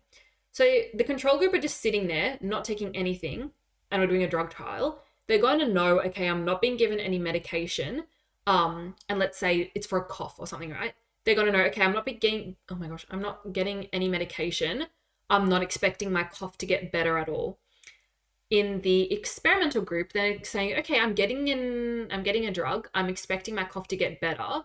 So it means that maybe the drug will improve their symptoms by 5 points. But that act of, oh, okay, I'm taking a drug, so I think I should be getting better, like that extra mental psychosomatic sort of thing, maybe that means that they rate their symptoms a 9, you know? They said, okay, my symptoms improved by 9 points, when in reality, the drug has helped a bit, but like it's the idea that they're taking something that's kind of lulled them into this sort of false idea. So what you're doing by giving the control group a placebo is that you're sort of getting rid of that discrepancy there. And now both of these groups think that they're taking something, so they don't know like if they are or if they're not, if that makes sense. So the people in the control group, they're taking a pill, but then they're going, okay, like, you know, this may be the sugar pill, it may not, whatever sort of effects that are psychosomatic, I don't even know if that's like a proper word to use, but yeah, whatever effects that are due to their expectations of taking a tablet, both groups are now experiencing that, so it's not an issue, and it just kind of cancels each other out, if that sort of makes sense. Okay. Lovely. So experimenter effect is basically if the experimenter knows what group they're in. So if the experimenter is going, okay, I know that you're in the control group, I know that you're in the experimental group, they may ask them slightly different questions, they may nudge them to answer things slightly differently. So you control for that by not telling the experimenter. Standardized instructions and procedures pretty straightforward. Again, it's just making sure that everything's on a level playing field and that no groups are being treated differently, basically. Okay, so we've talked about blinding the experimenter. So single blind is when just the participants don't know what group they're in.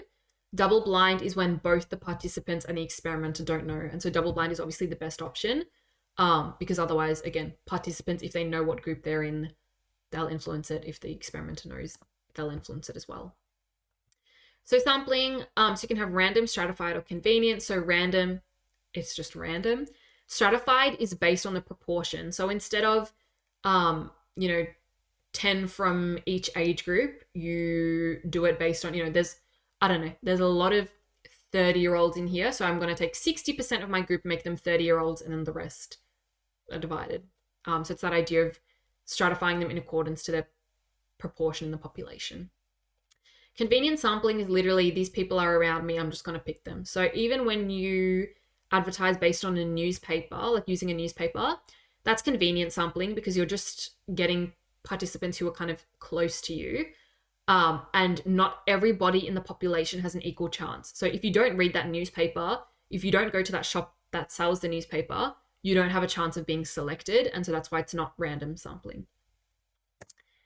Okay, and so everything should also be randomly allocated. So once you get your sample, when, let's say you've got independent groups, you should randomly allocate people to your experimental group and your control group.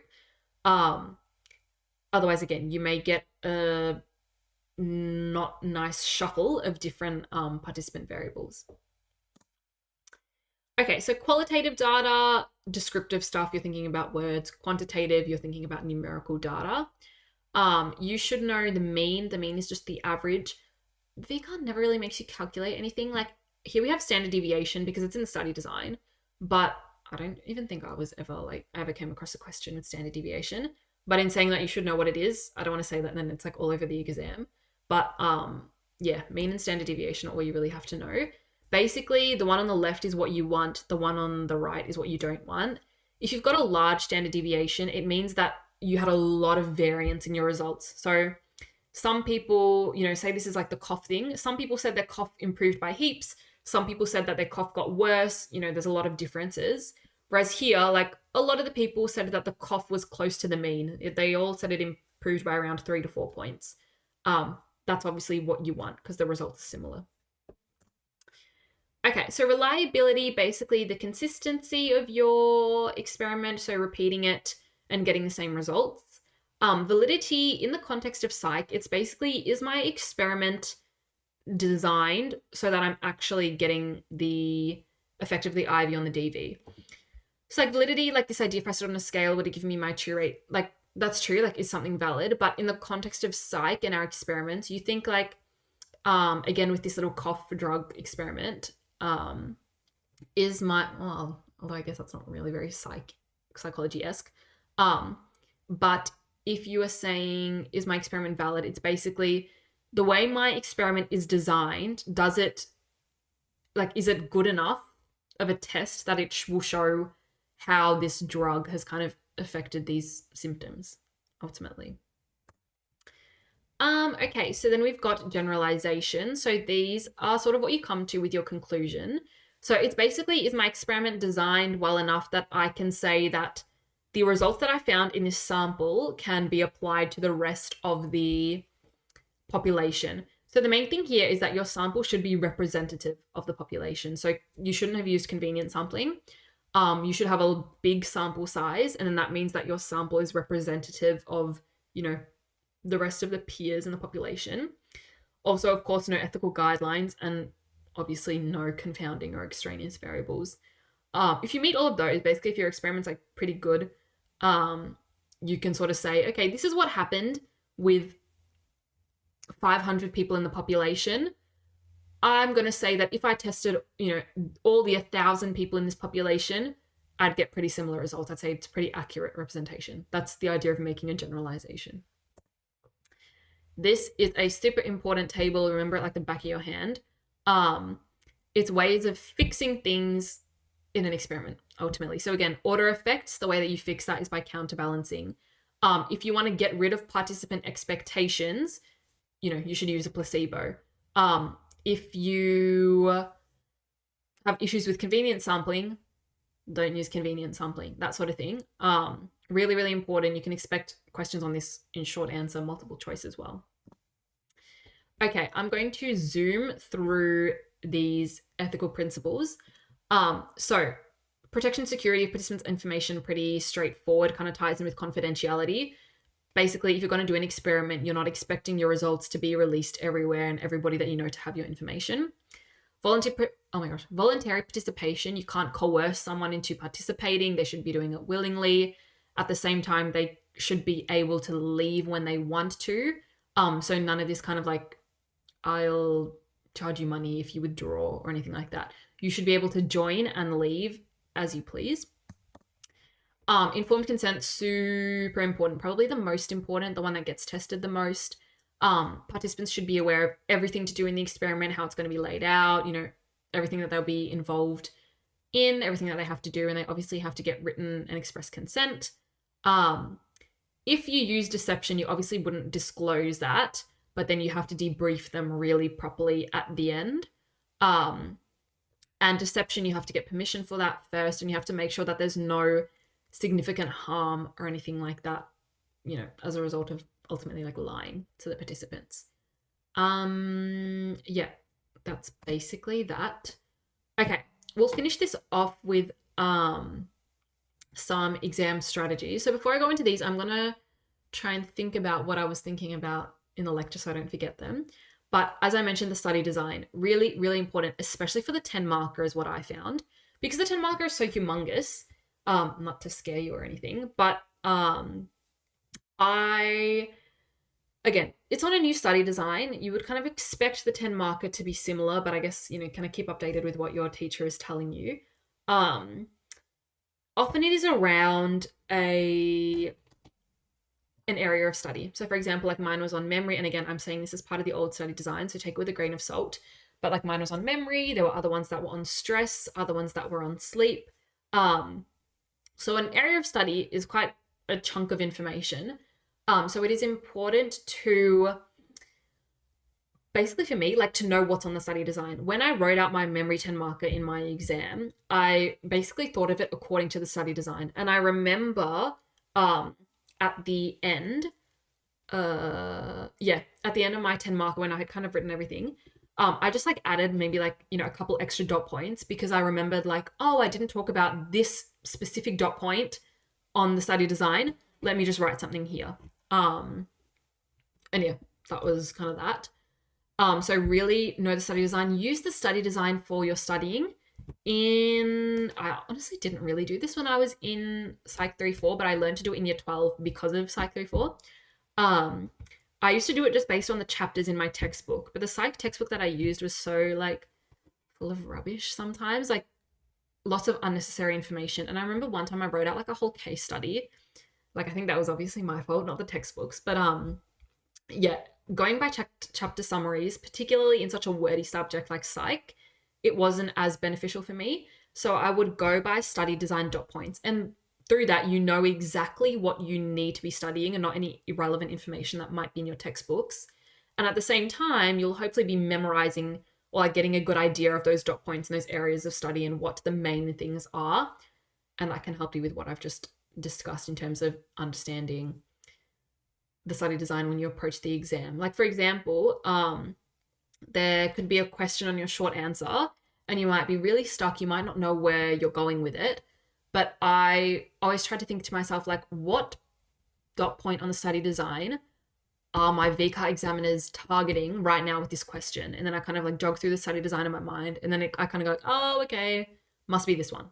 And that can kind of help get my kind of cogs turning a little bit if I'm unsure about what this question is trying to ask of me. Mind maps, I would say, are really good to link different areas of study. Videos, I didn't use videos for psych as much as I did for some of my other subjects. I think, because everything's a lot wordy, I'd say, and a bit less visual, but I think I did draw a couple of diagrams, like sometimes with your models of memory and your processes and stuff like that, diagrams can be really helpful. Practice questions, as is written out in front of me, very, very, very, very, very important for every subject that you do. Obviously, like English and stuff, it's different if you're doing essay stuff, but for your sciences and all that, practice questions are really important. Write your own, get practice questions, past exams, get all of that. Really, really important. Yeah, the others you can kind of read again. Don't worry about definitions. That's like a little bit I've kind of talked about. Teaching and talking to others. I used to do this all the time. I think my family probably hated me, but especially because I was in year 11. Like psych was my first 3-4. I wasn't really that sure about how 3-4s work. But in saying that, it was still helpful, and I'm pretty sure I still did it in year 12 to at least my sister. But I would literally just have my notes and I would just teach them about the topic, because you can't teach someone a topic that you don't know. So if there's a point and you're trying to teach them, and then you get to a point and you're like, actually, I don't really know about this. Yay, you figured out where you need to study. So yeah, I found that really helpful. Obviously, everybody has different learning styles, but that's something that can be really helpful. Even just create a study group. If you have other friends in psych or anything like that, that can be really helpful. Okay, I think I've mentioned some of this stuff. Info and textbooks, I've talked about that. Practice questions. Yeah, and I talked about this at the start in terms of putting effort in. You can do quite well. I'd say psych, okay, again, take everything I say with a grain of salt, but I'd say psych is one of the subjects where you can score quite well if you put in a decent amount of effort. Like, you don't have to put in the most effort you've ever put in to score well, if that makes sense, is what I'd sort of say. But I think practice questions are really a good way of figuring that out, because if you're getting the mark or not, that sort of tells you where you're going. Yeah, hopefully that makes sense. I think this is the last slide we have here. So when you guys do get into your practice exams a little bit later on, command terms, super important. Making a log of your common mistakes, using your marking scheme, using your lines as sort of guidance. As a general rule of thumb, the 10 marker, I think I spent about half an hour, I want to say. Yeah. Again, previous study design, it may be a little bit different. VCAR doesn't have a sample exam out, but they do have 2 10 markers that they've given for this study design. And I think they are a little bit more research-based, honestly. But yeah, I would probably say half an hour-ish. Practice your multiple choice as well. Multiple choice, again, I know with the previous study design, there was about 50 multiple choice questions, so it's quite a high number. So get confident in both your multiple choice and your short answer question sort of technique. Okay, I think I've covered most of that stuff. Again, if anything, just leave it in the chat. Hopefully I've answered it already. Or if anything as well, you can feel free to email me. Hopefully it's linked on the page, but it's just lourdes@tutesmart.com is my email. So feel free to send me anything if you've got any questions that you prefer to ask me personally or that we didn't get time for. Feel free to go ahead. But otherwise, I won't keep you any longer. Thank you so much for tuning in. Hopefully that was helpful. And good luck with everything. I'm sure you guys will do really, really well in psych. And good luck with any of your other 3-4 subjects if you've got them as well. Thanks, guys. Bye.